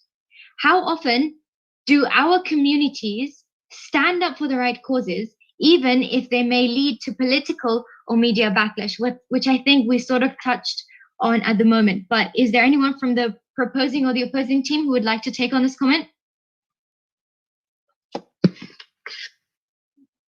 Sabiha Bai? I think my esteemed colleague has already mentioned this. That these people, especially those who are high up in the media, in journalism, these people are at the forefront, battling it out with the governments of the time, and making their point known, even if it is against what the mainstream media and what the government their stance is. They're actively going against it, and they're leading the way in those things. So just a reminder that we have already mentioned that. Thank you very much. You're absolutely right. In the interest of time, I think I'm going to leave this question here. But there is one quick question that has come up, which I hope both teams can address. How do you prepare those who have left the faith and yet at one time they attended our madrasa? How do you prepare those who have left the faith and yet at one time they attended our madrasa? Is there anyone who would be Brother Muhammad Abbas?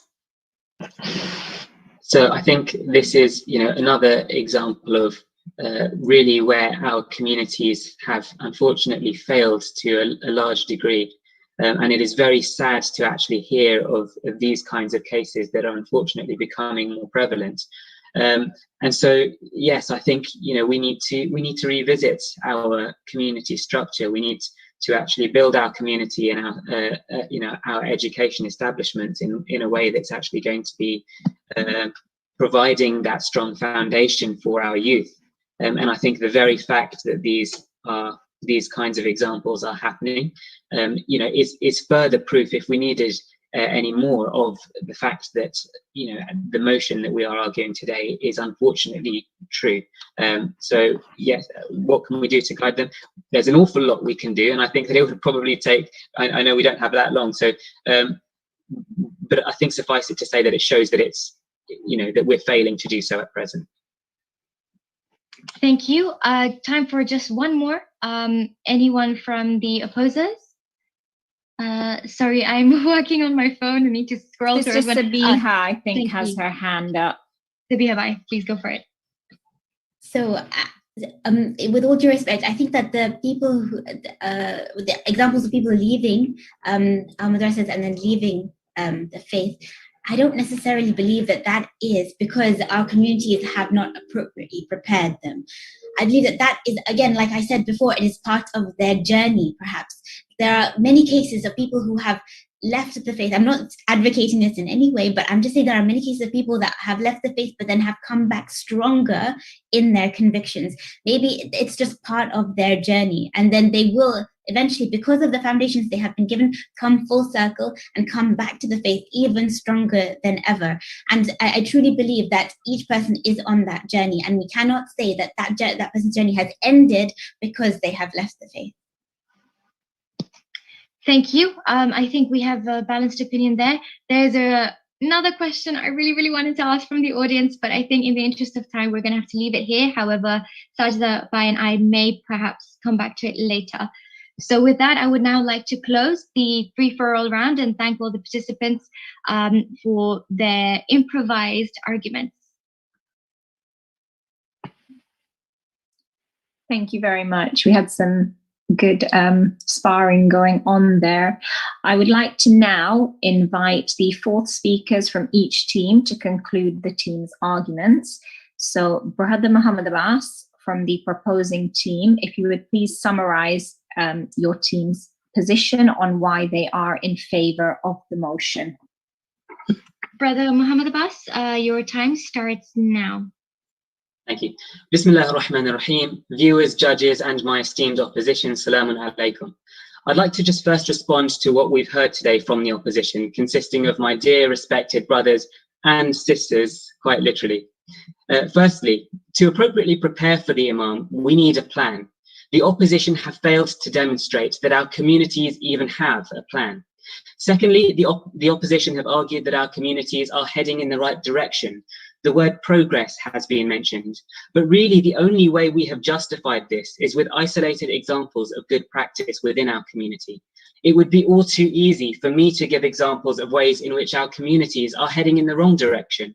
For example, look at the increased use of drugs and alcohol in our communities and the diminishing attendance in our centres, particularly when it comes to programs such as Du'a Kumail or Du'a Nudba. Thirdly, we have heard some positive initiatives such as our mosque programs, the Tarbiyah curriculum. However, these practices alone are simply not enough.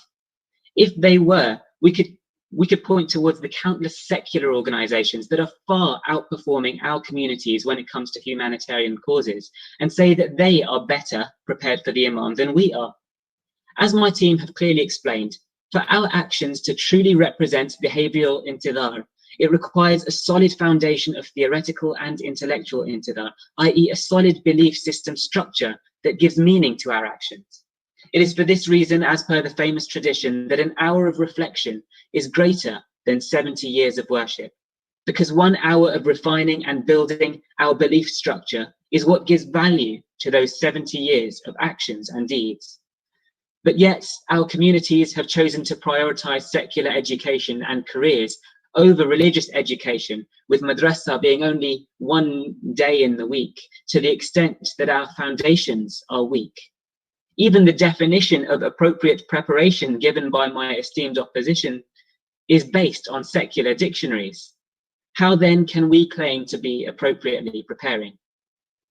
Over the course of this debate, we have outlined the 3 stages of appropriately preparing for the Imam, and how on each level our communities are failing. So what does a community that is appropriately preparing actually look like? Of note, we haven't really heard this from our opposition, but don't worry, I'll tell you drawing upon the points that my teammates have presented. It is a community that is built on the Quran and the Ahlul Bayt. It is a community whose interpersonal relations are guided by Risalatul Huquq, whose relationship with Allah is characterized by Sahifat al-Sajjadiyah, whose beliefs and government are drawn from Nahj al-Balagha. It is a community who prioritizes Allah and religion over secular education, careers, ego, and materialism. A community with an education system that nurtures scholars who then in turn inspire our future generations.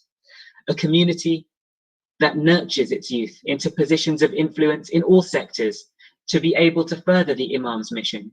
And we can only perhaps think of some isolated examples of where this is happening in our communities.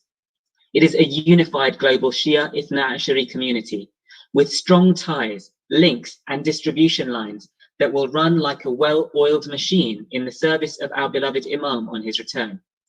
The reality is that our communities are nowhere near this. But do you know what the real problem is? It is that our communities don't even have a plan to get there. The very crux of this debate is whether our preparation for the Dhuhr is appropriate. To say that our communities are preparing appropriately suggests, in the words of our opponents, that we feel that our preparations are suitable, that they are enough. To those who believe this, 1 minute. I say, wake up. Look at who we're talking about here. We're talking about Allah's hujjah on this earth. Our opposition have argued that our preparation is appropriate for our time, but how can we have the audacity to state that our preparation is appropriate for what our Imam deserves? Esteemed judges and dear viewers, if you rule today against this motion, the minute we state that our preparation is appropriate or enough, then this in fact means that we have all failed. Why? Because to be Imam's most sincere companions, we must always strive to be preparing more. Therefore, we can only rule in favor of today's motion. It is only by accepting that our communities are failing to appropriately prepare that we can resolve to further develop ourselves as a community in preparation for the Dhuhr. Thank you all. Assalamu alaikum wa rahmatullahi wa barakatuh.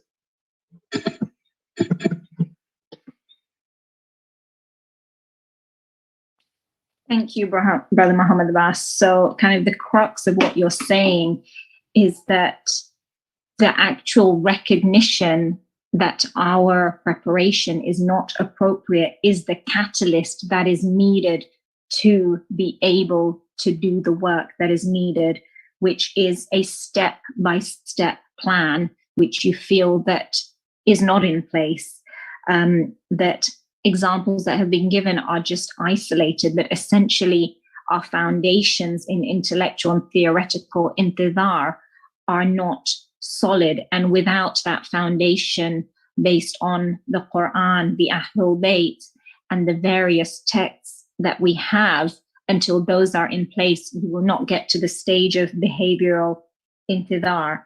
And that the Imam deserves a community that nurtures one another to progress. You're telling us, wake up, our Imam deserves more. Thank you very much. I would now like to invite Brother Rida Huda to summarize the team's arguments and tell us why you are opposing the motion. Brother Ida, your time starts now. Thank you very much. Bismillah ar-Rahman ar-Rahim. Assalamu alaikum, everyone.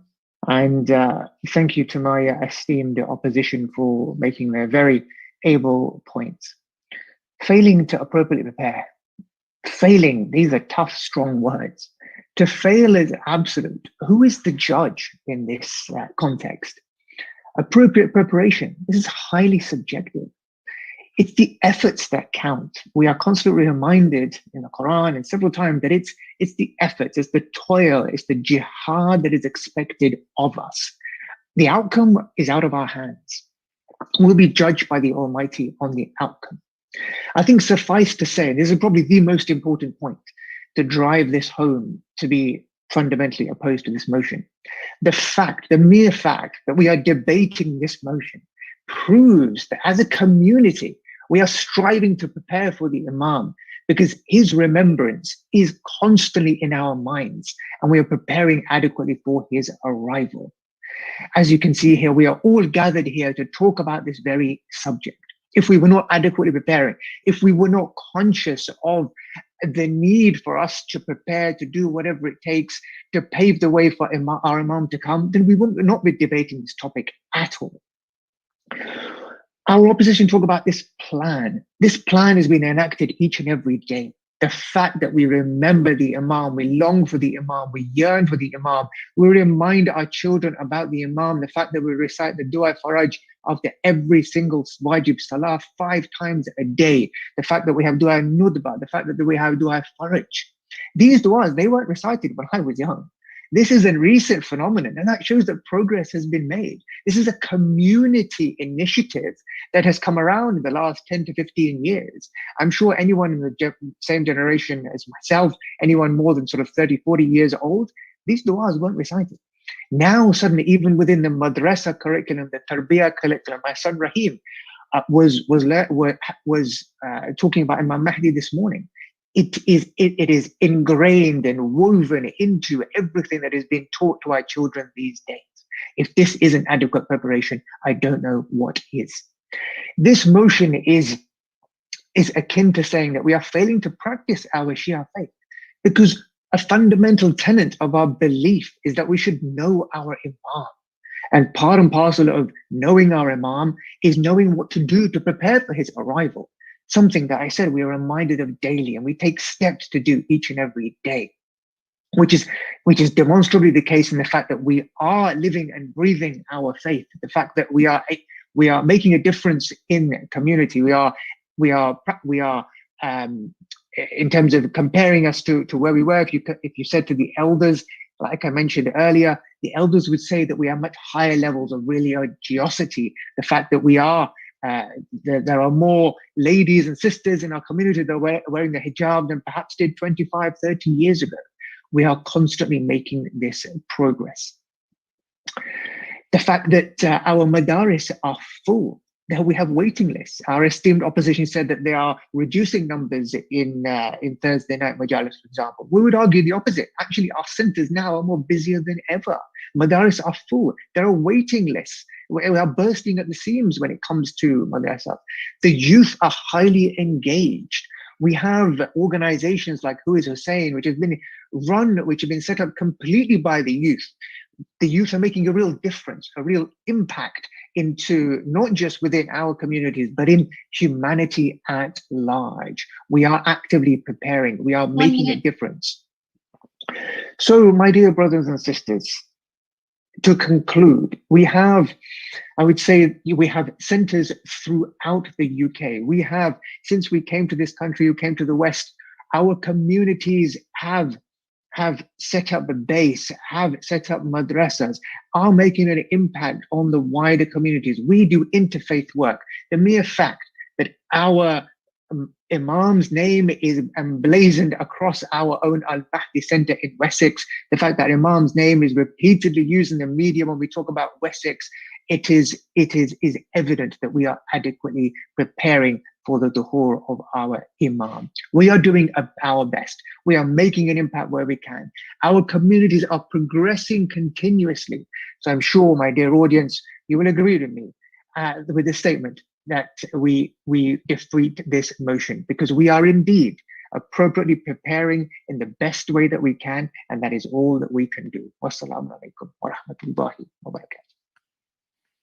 Thank you very much, Brother Rida. So using our community itself as an example, that our Jamaat is actually named after the Imam of our time, and that when you talk to our elders and we look at the progress our communities have made in the last 10 or 15 years, we will see that this progress has been made and we are bringing the youth up.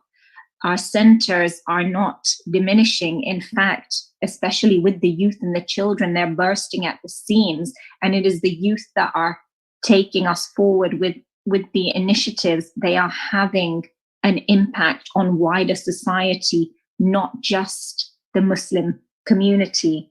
That the fact that we teach our children to remember the Imam every day, and that is one of the most important acts that we have, yearning constantly for him, that shows that that progress is being made and that a plan is in action. And at the end of the day, it is our efforts which will be recognized by the Almighty, that jihad of the nafs that we are doing and progressing on this journey continuously, and that we are making a difference.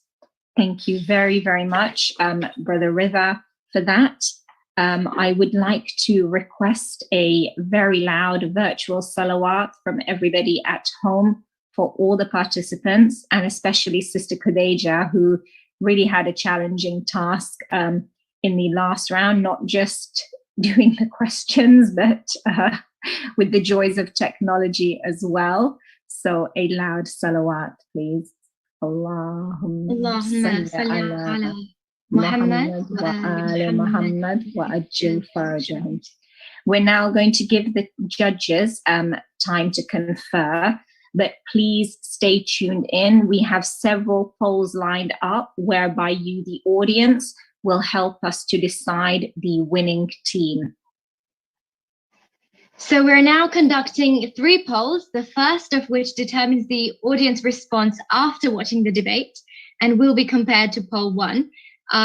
This is the one that we've done in our previous 2 debates, so it should be pretty straightforward, inshallah. And then the second 2 polls are directly related to each team's performance and will be used by the judges when considering their verdict. So please make sure you stay on with us and give your team some points. But don't worry, we have a scheduled break coming up very soon. So first of all, we would like you to vote on the basis of what you have observed during the debate. After listening to the arguments presented, has your opinion swayed from what it was before the debate commenced? Again, please jump on Slido. The code is WJSpeakOut. And please vote on poll number 2 regarding the motion. Do you think that our communities are failing to appropriately prepare for the reappearance of Imam Mahdi, Ajjalallahu Ta'ala Farajahu Sharif? Poll 2 is open only for a few minutes, so get voting now, and then I'll close it shortly. During debate 2, whereby the preservation of our mother tongue was discussed, Auntie Nilüfer imparted some valuable pearls of wisdom. Unfortunately, the full clip could not be played and we did not do it justice. So for the benefit of our community, we're going to play that clip now in its entirety, after which poll 2 will close. Polls 3 and 4, which contribute to the team's score, will open after the video finishes.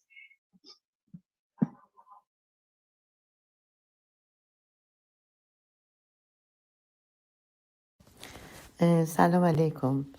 فارسی را پاس می داریم زیرا گفته‌اند قدر زرزرگر شناسد قدر گوهر گوهری. We protect and guard Farsi because they have said the value of the gold is known by goldsmith and the value of the gems by the person who knows it. It's nearly 35 years that I have been teaching Farsi to students in Southampton on Saturday and sometime on Sundays.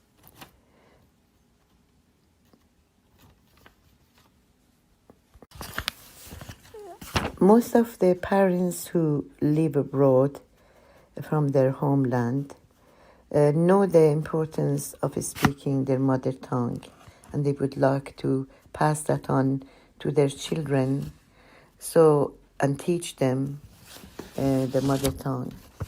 A part of linguistic benefit of learning or knowing more than one language, the mother tongue is like a bridge between them, their children, and the culture left behind. For me, it is part of my identity, so I would like to pass that on to my children as a precious inheritance, since there's so much in our history, literature, custom, and in our communication, which will enrich them and make them a better people in understanding other people. One person, somebody said once, if you know one language, you're one person. If you know more than one, you're more than one person, you're two people. There are many saying about the importance of speaking more than language, but I here would like to emphasize not just speaking more than one language, but the mother tongue. Many years ago, our first language speaking at home here in UK was English because of my husband, and therefore our children mainly spoke in English. And sometimes they picked up words when they saw me meeting with friends and family when they came over speaking Farsi. However, the shock was when we traveled to Iran with my second daughter at the time, 3 or 4 years old, and she felt absolutely alien, not being able to understand, speak, and communicate properly with her grandparents, her cousin, the relation. People came visiting and going to places and not knowing the language. And sometimes he was ridiculed by other children that they did not have the understanding, thinking she is illiterate. But that was the aim and objective of mine. So when we came back to UK, I started talking to them in Farsi mostly. And my husband continued speaking to them in English. When our third daughter was born, I spoke to her even from the time she couldn't speak in Farsi all the time, and my husband in English. And sometimes I used both languages for all of them to understand.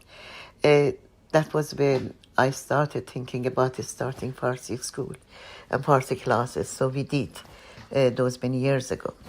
And the benefit of it was not only for my children, but also for all those parents who had the similar experiences and they wanted their children to progress and learn Farsi. And my aim and objective wasn't just teaching them how to read, write, and speak, but also gradually I introduced the culture to them, all the beauty of the cultural literature, into the language that they could understand and simplifying it.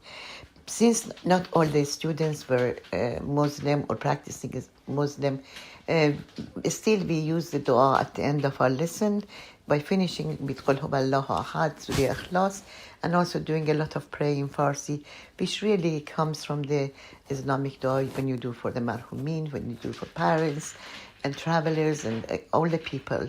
And at the end of it, we used to end by Khudaya chanan kun saranjam kar to khushnud bashi ma rastgard. Oh Lord, do with us that which makes you happy and satisfied with us at the end of it, and also makes us among the righteous. I feel that it is very important that the children understand that and pass it on to the next generation. We may not always be successful with all of them, but even some of them, it still means a lot. I'm here if you need more, and I've got so much to say, but I think I stop here.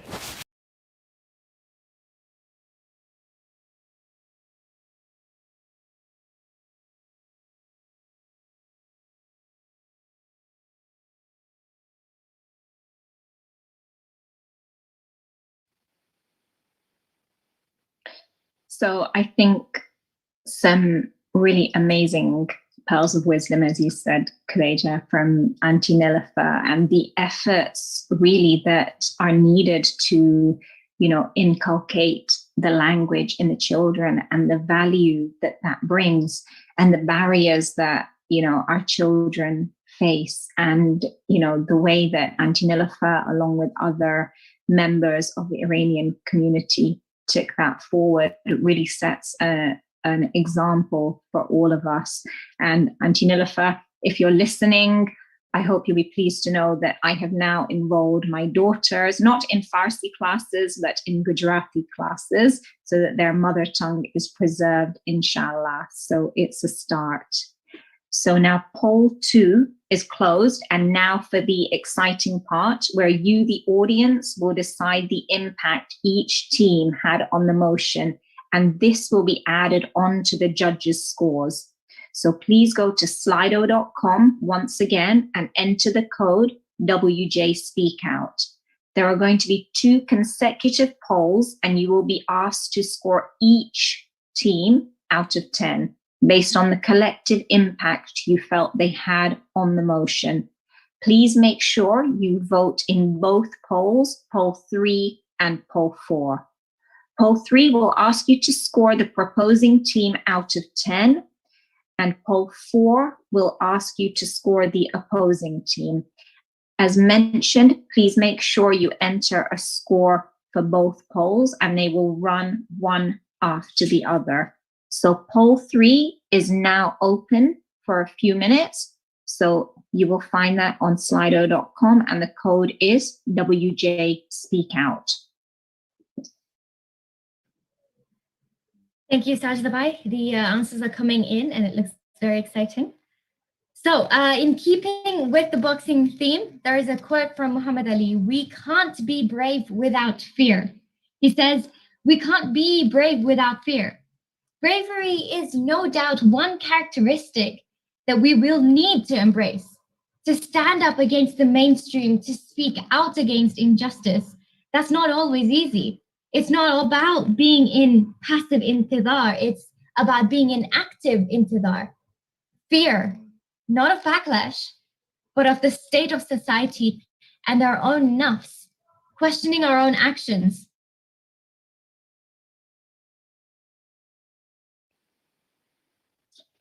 Definitely. I think, you know, questioning our own actions and that fear is what will actually drive us to be better. And it was touched upon within the debate that you need to have that individual responsibility as well, and not just a community responsibility. Kind of on this fear, on this theme of fear, I remember listening to an interview with Mahdi Madrasah, and he was asked, you know, what is your biggest challenge when you are giving a majalis? You know, what do you find most difficult, or what is most important rather? And he said, maintaining that balance between hope and fear, because you need to have that fear there, that recognition, but not so much so that it drives people away. And you need to have that element of hope, but not so much that people then become people don't care and pay attention to their responsibilities. So what we've seen today is that one team may have portrayed that element of fear more, and one team may have portrayed that element of hope.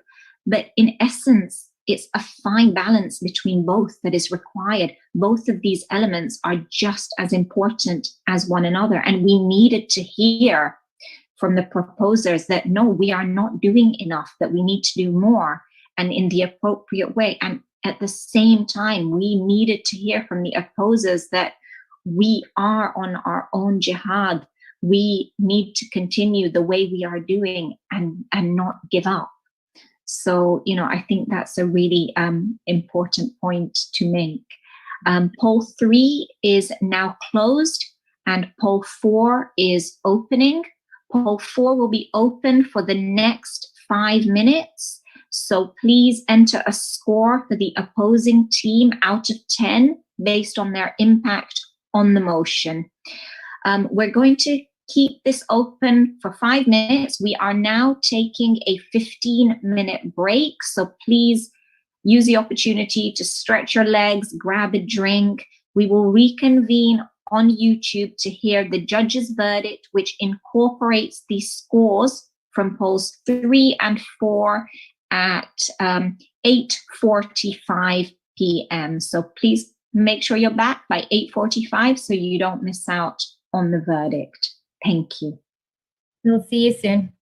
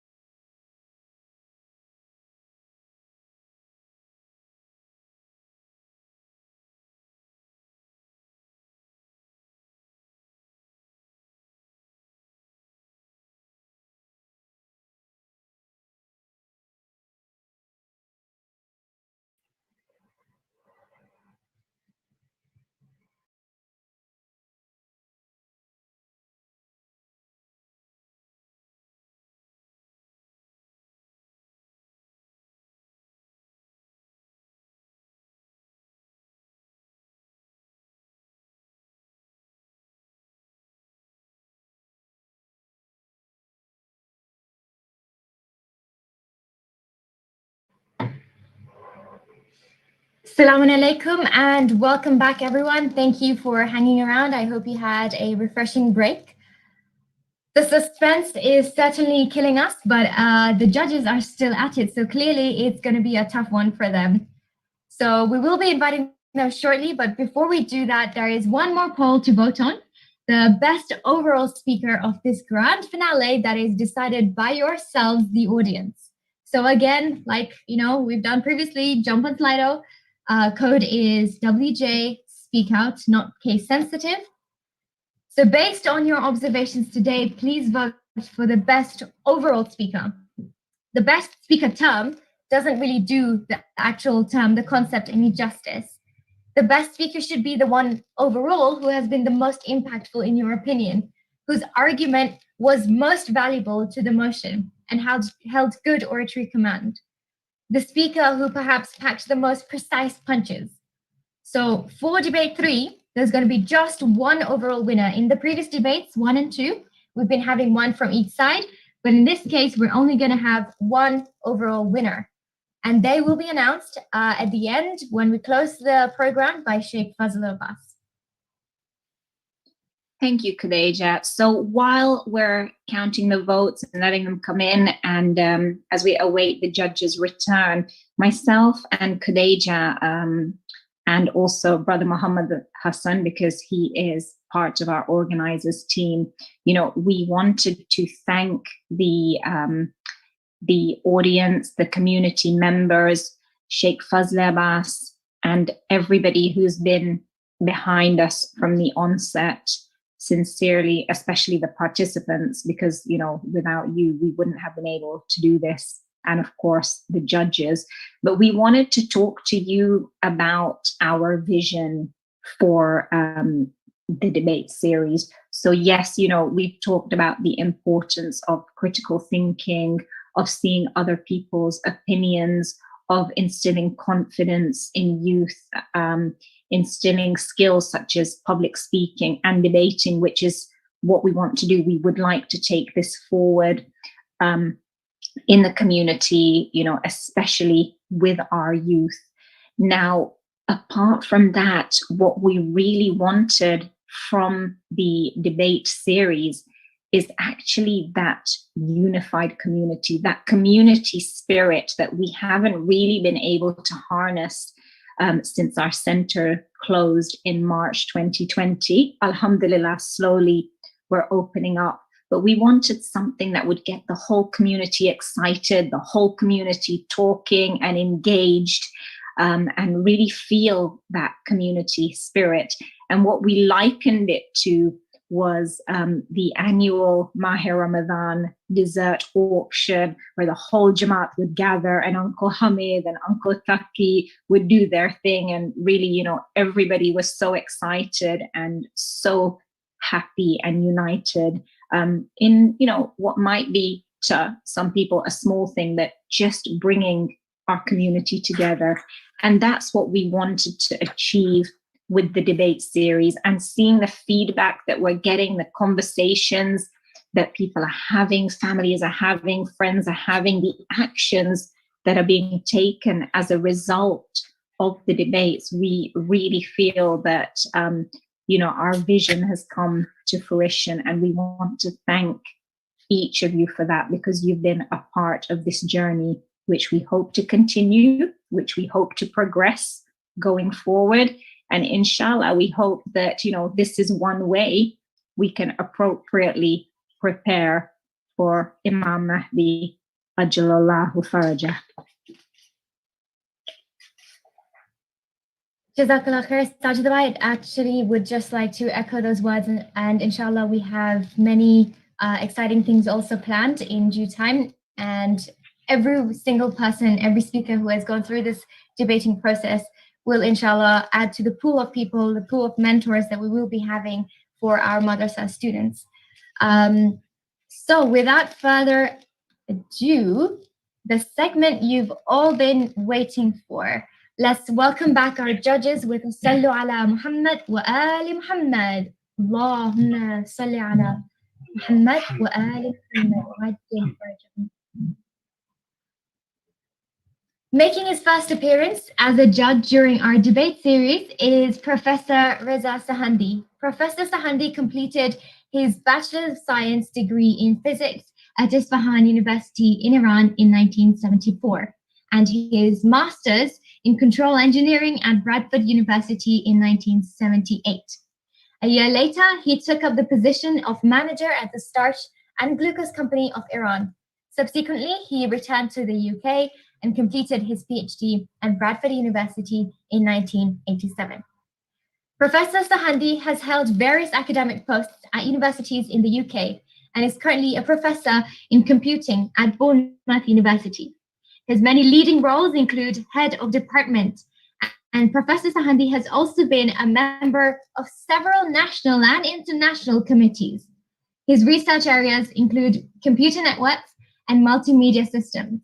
He has supervised 13 PhDs and 2 MPhil students to completion and has published over 59 papers in international referred journals and conference proceedings. Welcome, Professor Sahandi. We're confident that you've applied your vast skill set. Clearly, my skills are limited at the moment with words, an analytical approach to your role as a judge, inshallah. So we're looking forward to hearing from you shortly. And next we have Sister Ruqayya Datu Nanjiani. Whilst born in Mombasa, Kenya, she is actually a true Wessex girl at heart. Ruqayya moved to the UK with her family after completing her IGCSEs and they settled in Portsmouth. Ruqayya is the daughter of our dear resident alim, Sheikh Fazle Abbas and Tahira Aunty Datu, and big sister to our very own moderator, Khadija, and not forgetting young Mahdiya. However, she is a force to be reckoned with and has made a name for herself in her own right. Ruqayya holds a bachelor's degree in LLB law and has undertaken internship roles at various law firms. Ruqayya has worked at Her Majesty's Courts and Tribunal Service within the Ministry of Justice as a caseworker enforcing laws under the Proceeds of Crime Act, which sounds very menacing. Upon promotion to the Commercial Directorate of HMRC, Ruqayya is now a business manager to the Chief Commercial Officer. Ruqayya has had an immense enthusiasm for community services since childhood, which of course all stemmed from Wessex Jamaat. And here she was an integral part of several projects in both leadership and team capacities, in teaching, in mentoring, in interfaith, in fundraising, web management, and directing, to name but a few. And of course, a Wessex girl never leaves her base, so it's great to have her back. Inspired by a desire to serve the Imam of our time, Imam Mahdi Ajjalallahu Farajah, Ruqayya was appointed as Assistant Secretary General of the World Federation in August 2020 and now holds the position of World Federation Councillor. According to Sheikh Safdar Jafar, she is the youngest ever to take on these positions. In addition to this impressive portfolio, Ruqayya is mum to young Ali Yahya, so she is a true super mum. And while she is left behind her law background, according to her family, Ruqayya is most certainly still a devious little lawyer in the house. We are confident today that Ruqayya, your service to the Imam of our time will extend to also include your fantastic input as a judge on a motion not only dedicated to him, but by a Jamaat named after our awaited Saviour. Last but most definitely not least, we welcome back Brother Muhammad Hassan Banji. Brother Muhammad Hassan was a judge during debate 1, and we touched on his notable debating background and experience then. Today, however, we want to give you some insight into his role during the debating series. Brother Muhammad Hassan has been an integral part of the organizing team. What initially started as a random idea on the phone with a few voice messages between 2 people turned into a laboring Jamaat-wide 3-month project for the 3 Musketeers. With his expansive experience and expertise in debating and judging debates, Brother Muhammad Hassan was just the perfect ingredient for a successful debate series. In the late night meetings, when on occasion we'd metaphorically bang our heads on the wall, and sometimes quite literally, Brother Muhammad Hassan would jump right in with his lighthearted demeanor and samosa talk, which you can imagine during Ramadan was no help at all. Jokes aside, with his clear vision and passion for debating, Brother Muhammad Hassan has competently guided the debate structure and even produced the detailed points-based judging rubric, which, by the way, is a super hefty document. We're delighted that Brother Muhammad Hassan, the organizer, is also Muhammad Hassan, the judge, today. And we have no doubt that you will do the role a whole lot of justice. So we welcome the judges with the Sallu ala Muhammad wa Ali Muhammad. Allahumma salli ala Muhammad wa Ali Muhammad wa ajil farj. So over to you, judges. Let's hear the verdict. Please tell us who has the eye of the tiger. Assalamu alaikum wa rahmatullah. Bismillah ar-Rahman ar-Rahim. I have the privilege to be involved with this activity, and I am really delighted that I have become involved and I had the opportunity to listen to all these debates, very high-level debates, very impressive debates, and there are really opportunities. I know Sheikh Fazl Abbas is listening to me. There are many, many opportunities to broaden this and make it international. The standard of the debate is such that it deserves really to be international. So well done, everybody who has been involved with this debate. I would like to thank especially the moderators. They have been brilliant. And honestly, I must say, hand on heart, I wouldn't be able to do what you did. Fantastic. Really brilliant. So well done, and thank you for it.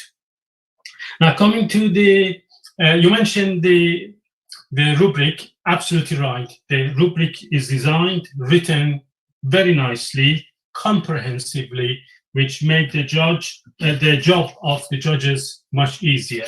So thank you, Muhammad Hassan, for doing this. So it has helped us. In terms of the debates and presentations, I'm providing feedback to the first group, the proposing group, and my colleague Rokia will be giving feedback for the opposing group.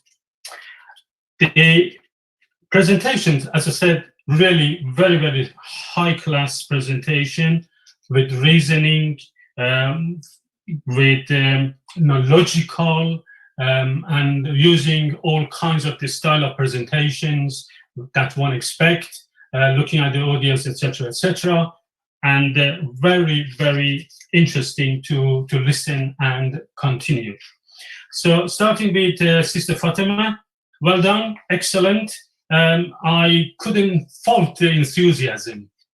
Brilliant, spot on, and trying to put across your views, your comments, providing evidence, and also towards the end introducing the rest of the members of the team. Really spot on, well done, couldn't fault it, excellent. Please keep up the good work. Sister Zainab, the same, very, very good presenter, following all the rules and guidelines that you should do, using some of the relevant and correct expressions, for example, intellectual educators. I made a note in here. So interesting and very, very useful, and keeping your time to the time without having any issues controlling your argument. So again, good starting with a good set of questions. That was very impressive. It really hit me. It drew my attention to your presentation and the discussion. Well done. That's very, very good as well. Coming to Brother Sajjad. Yes, I could see the enthusiasm going there. Started talking about the behavior aspects. Yes, interesting. Talking about Shia community, bringing the wider issues into it. In fact, perhaps I should mention it now. Most of the presenters, as the expectation was to focus on communities, it wouldn't have been wrong to also broaden it further, as some of the presenters, like Brother Muhammad Sajjad, Muhammad Abbas did, and the other speaker is Reza Hoda did. It is nice to broaden it and bring it to the whole Shia community, which makes it even much more interesting and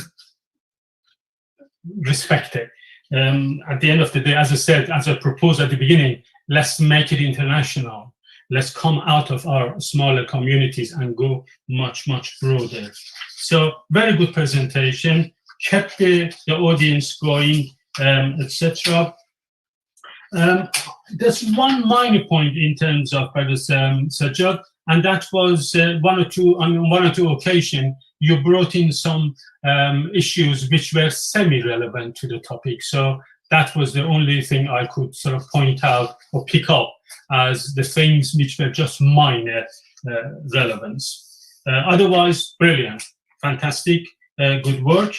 And Brother Muhammad Abbas, excellent, really spot on, well presented, full of confidence, and you have the audience with you. You had the audience with you all the time.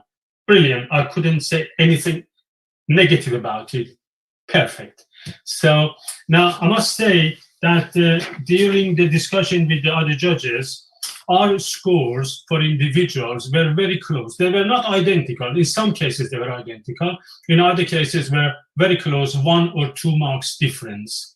So we were in sort of, in a way, partial or full agreement in our scores.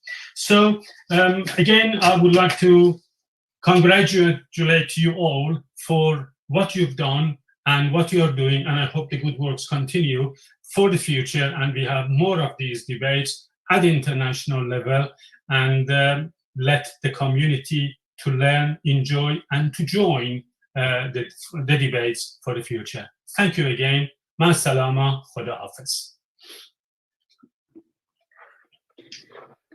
Bismillah ar-Rahman ar-Rahim. Thank you so much, Reza uncle, and assalamu alaikum to the rest of the audience and our very, very dear speakers. You've blown us away today, quite literally, to be honest. And before I move on to the formal side of the feedback, I just want to echo what Reza uncle has said with regards to both the speakers and the moderators, who also have double hats as organizers. You've all done amazing work getting this together. I'm sure it's not been easy. I can definitely speak about the time and effort that I've seen Khadija put into this. So I'm sure Sajda Bhai and Honda-san, it's been equally, or if not more, from your side also. So just thank you very much for doing this, putting this together, and inshallah, we hope to see this grow, develop, and evolve into, like Uncle Reza said, an international platform, inshallah.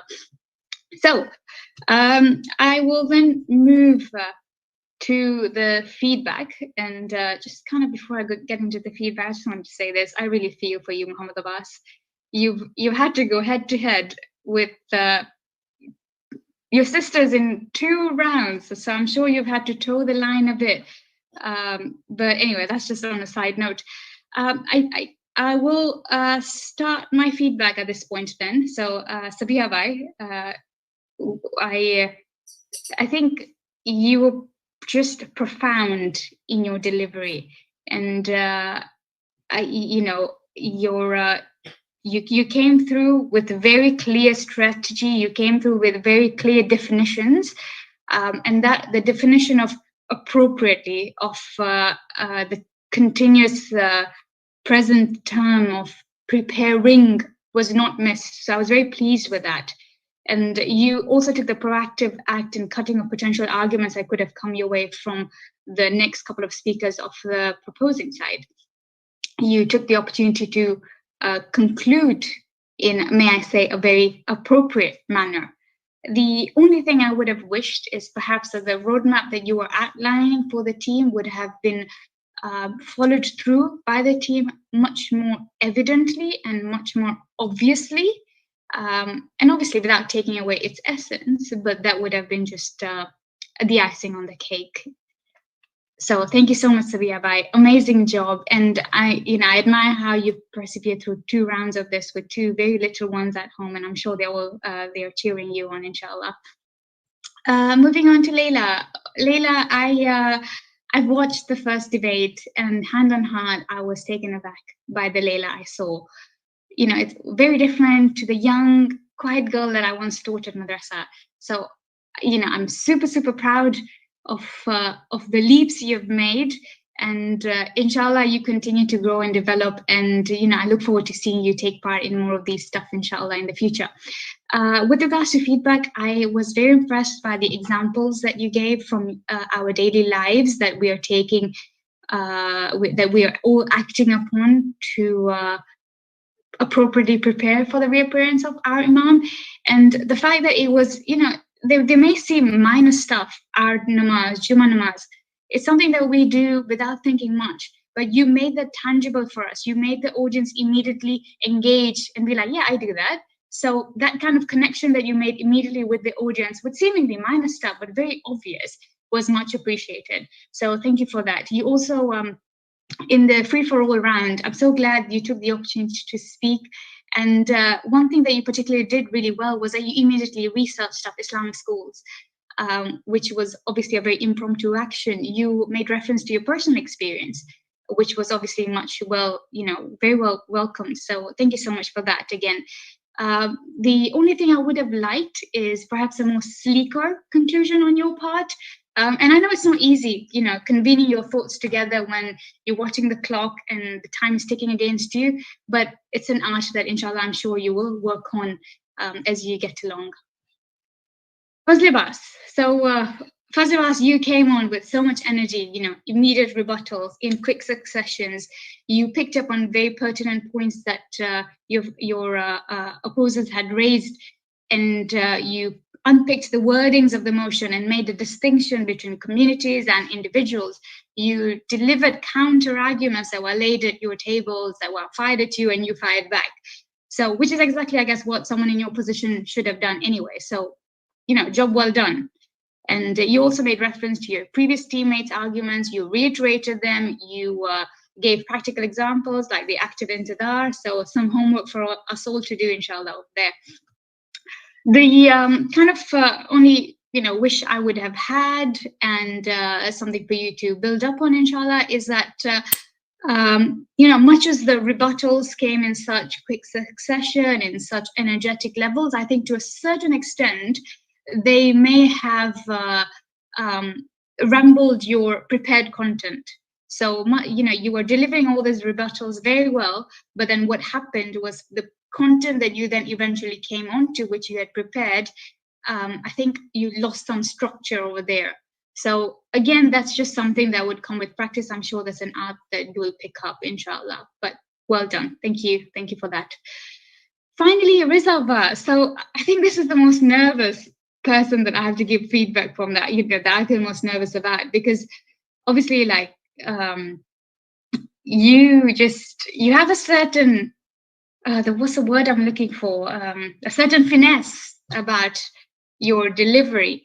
It was absolutely phenomenal, for me at least. The way you carry your words, your tone, your composure, your flair, your debonair, on point. So thank you. It's very engaging and very pleasing to hear and see someone speak in such a manner. So well done for me. I think in true Rizaba fashion, because I know you like your emojis so much, I'll just put a thumbs up for you there. The only thing I would have said, and I think this is something the judges also agreed, is that much as it saddens us that our mosques actually aren't bursting at the seams. And so it was a point that you related to, kind of implying that there were. So it was just, I guess, what you would call a slight inaccuracy, which is a shame. But that's maybe that's where you lost out on some points. But yeah, so that's me all done. And as much as I want to hog the mic, and because I'm so excited to see all of you again and say hello to all my Wessex Jamaat family, I'll now pass it on to Mohammed Hassan to continue with the feedback, and inshallah, eventually we'll get round to the score. Don't worry, just we're getting there. Thank you so much. Good Hafiz. Thank you so much for that, Ruqayya. Before I begin, I'd like to first thank the actual organizers, Sajda Bai and Kudeja. All the story about hard work, it's been them through and through. I'm gonna hold my hand up and say I am the weakest link in the team. And they've done an amazing job. They are by far the most efficient people I've ever worked with, and that says a lot. The agendas come well before meetings. There's a structure. They're absolutely brilliant to work with, and they've really put in a lot of time and dedication to this. I would also like to thank my fellow judges, Professor Raza and Ruqayya, for taking the time and honoring us with their presence. I've really enjoyed working with them, and they both bring a level of professionalism to the panel, both in, with their respective fields and with their respective skill sets. I think the combination of the two of them on a judging panel is absolutely amazing.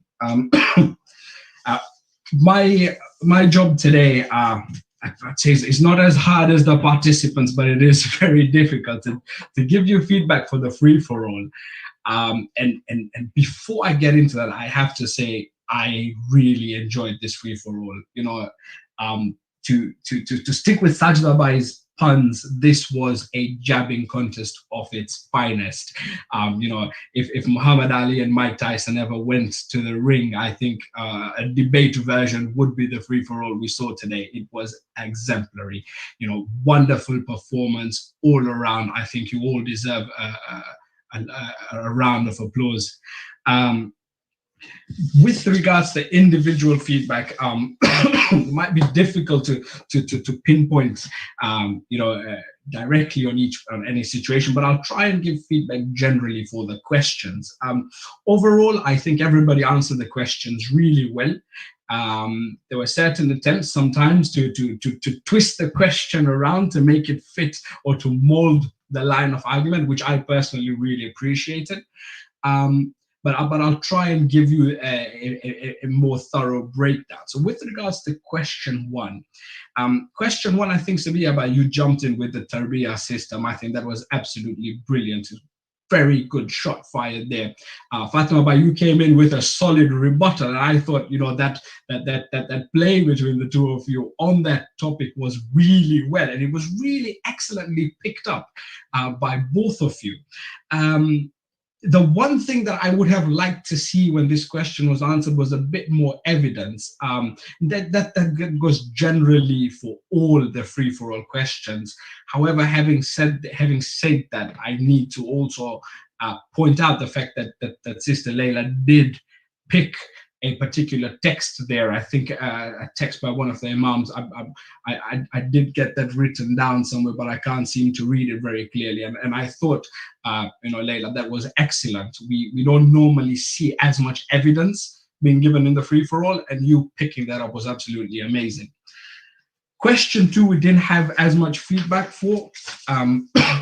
Question three, Dr. Sab, Dr. Jaffa, I have to say, the way you jumped to answer this question was amazing. This point was giving you the direction and you went in directly, you grabbed that opportunity. That was really good. There was a rebuttal from the other team, but Sajada was very quick to close that up. And I think the bouncing between the two of you, for your team was absolutely brilliant there. I'd also like to add, Mahmoud Abbas, that your demeanor when you answer questions, I think Boris Johnson has a lot to learn from you. If you were to exercise that in Prime Minister's question, I think he would be a far better politician. But the way you go about it, the composure, the respect, and akhlaq. And one of the factors that we include is akhlaq when answering or when debating. It's part of our rubric, and you've executed that really well. With regards to the opposition, there was Sabiha, you referenced the quote from the Quran that was amazing. Generally, I think the opposing team here did try to dodge the question a little bit. I would have liked to see you answer the question a bit more. I do appreciate it did put you on the back foot, but I would have liked to see some sort of direct attempt to answer. But having said that, I think that's just to take it from a 2-1 to a first class. It was still brilliant.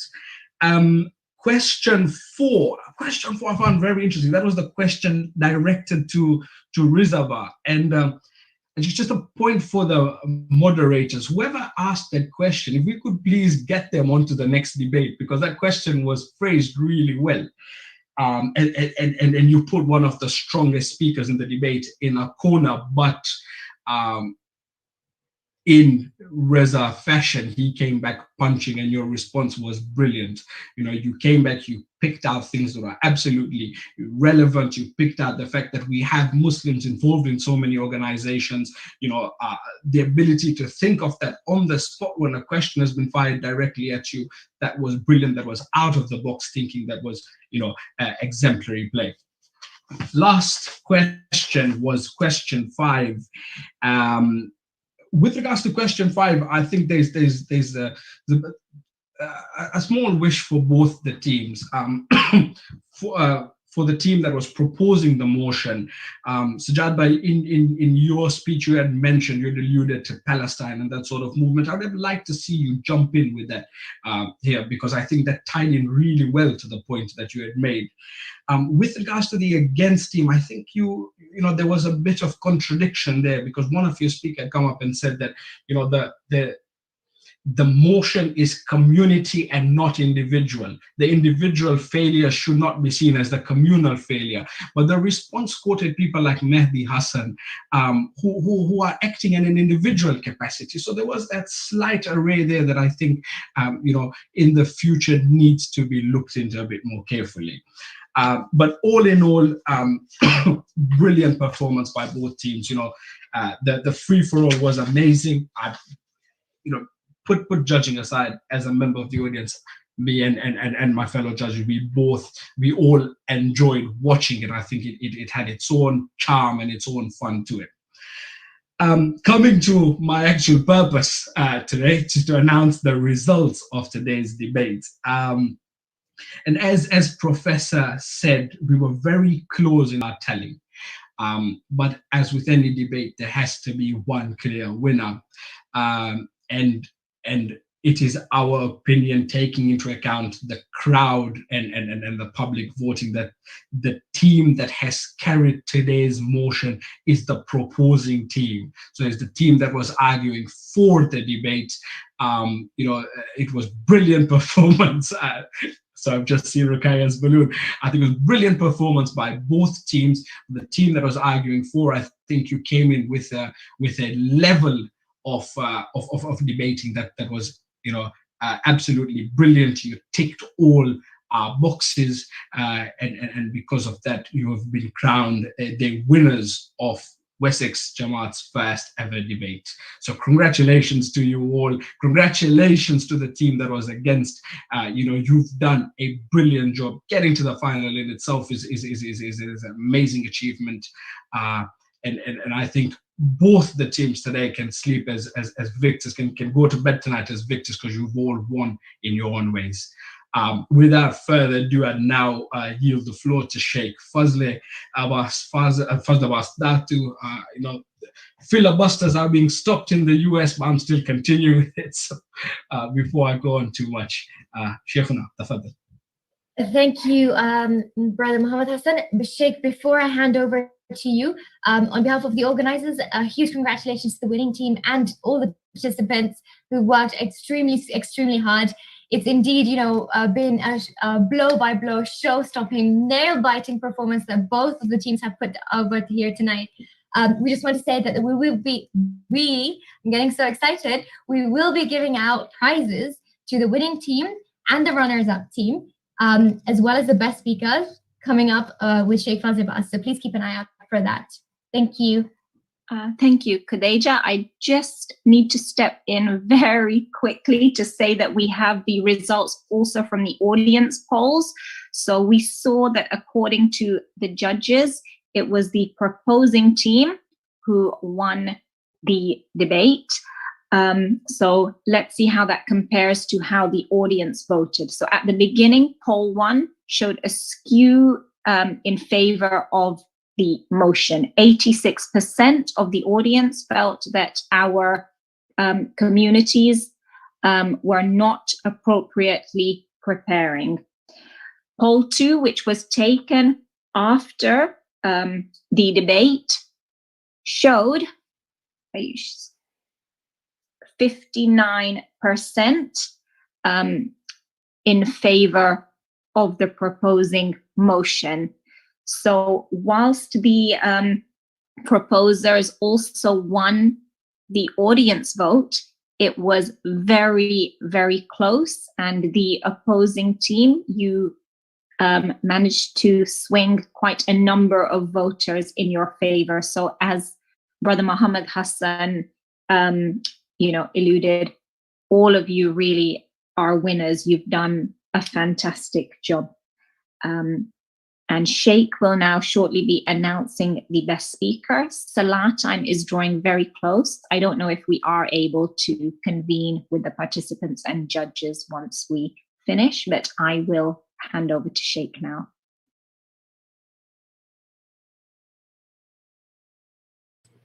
Bismillahir Rahmanir Rahim. Assalamu alaikum wa rahmatullahi wa barakatuh. Dear Mu'mineen, the respected judges and all participants, MashaAllah, it has been indeed a very, very jabbing moment this afternoon to be able to participate and attend the final round of the Speak Out series of Mahdi Madrasah Wessex Jamaat Debate Series program. I would like to take this opportunity to extend the deepest gratitude to the judges for once again taking on a most onerous task, to Brother Muhammad Hassan Banji, Professor Riza Sahandi, and of course to the most, devious lawyer in our family home, Ruqayya. Thank you very much to one and all of you for this wonderful job which you have done. And it is indeed very gratifying to note that the verdict which have come in is also in tune with what the audience has been also giving after the poll as such. At the same time, there is great appreciation due to the organizing team of Sajida Bai Jafar, Muhammad Hassan, and Khudayja. MashaAllah, you have really put in a lot of energy, effort, and enthusiasm, and this can be seen from the way the whole program has been handled so professionally, and the fact that you have been able to attract the quality speakers to be able to be part of this program. This is really wonderful, and I pray inshallah that you will be rewarded for having been able to ignite conversations with regards to the various three themes of the debates of the motions within the community, and keep alive the spirit of being able to continue the debate or the discussions, inshallah.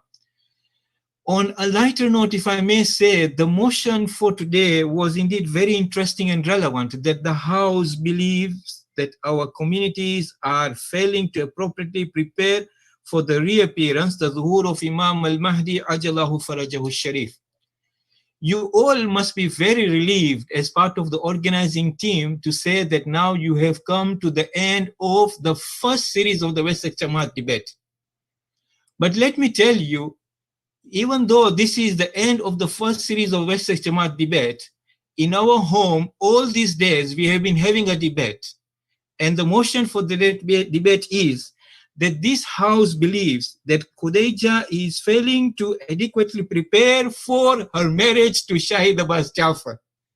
And I pray, inshallah, that we are now continuing this debate at home, that now that Khadija has finished with this series of debate, she is now going to be able to convince us that she is adequately preparing for her marriage with Shahid Abbas Jafar, so that inshallah she carries this motion on the winning side, inshallah. So with your du'as, please, inshallah, we pray that you really remember us in du'as to be able to see towards the success of the fulfillment of our responsibility as parents for this noble occasion, inshallah.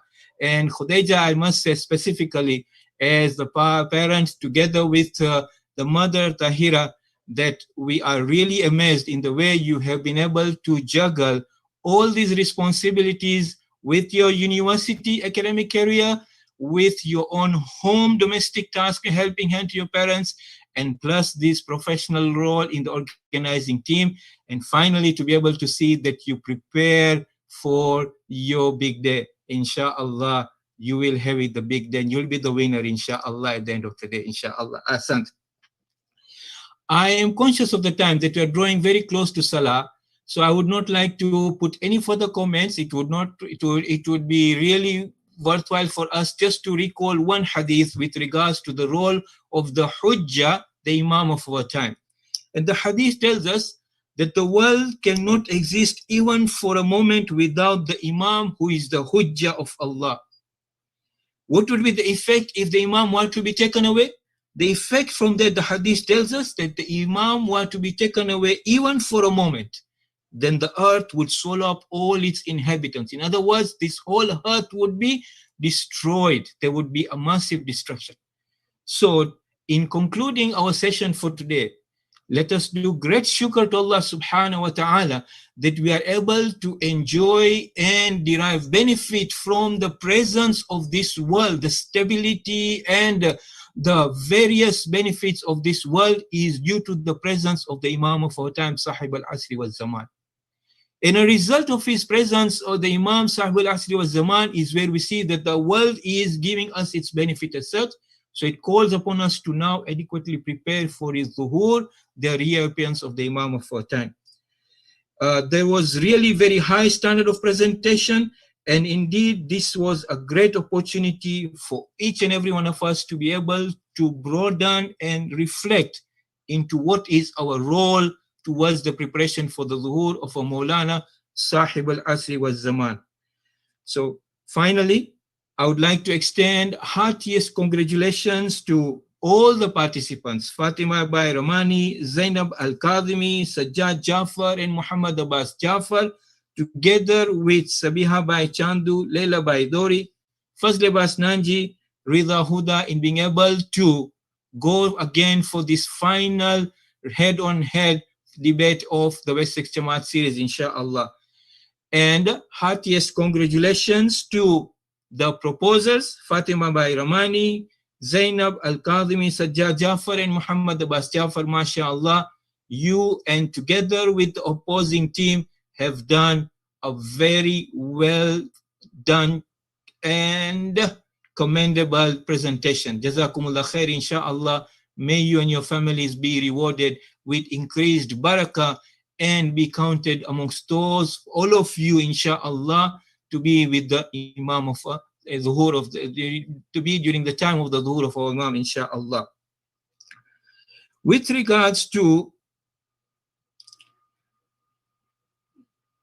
the question which was sent for the poll of the public is, in your opinion, who do you think was the overall best speaker in the debate? The first speaker who was the most impactful person.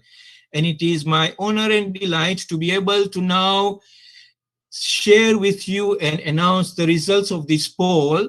The third place who was the most impactful according to the public in this poll was Fatima Bai Hamir Ramani. Congratulations to you. And the second place who was the most impactful according to the public opinion was Reza by Huda, who has adequately prepared with his flask of water at all times, mashallah. And the first place who had the most impactful,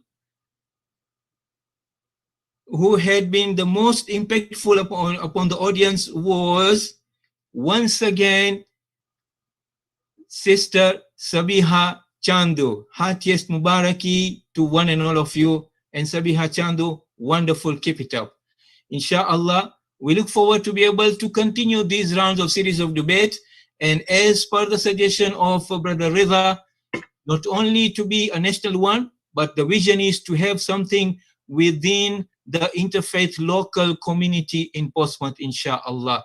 Thank you to all the organizing team, all the participants, and to the audience, and a lot of shukr to Allah subhanahu wa ta'ala and the Imam of the time for his rida.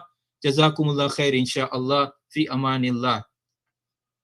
Thank you so much, Sheikh Fazl Abbas. As we mentioned earlier on, this would not have been possible without the support of everybody, but really it has been yourself, Sheikh, from the very onset who has encouraged and supported us. So Jazakallah khair. Thank you everybody once again for joining. We will let you have your leave as it is Salah time, and watch this space. Hafiz.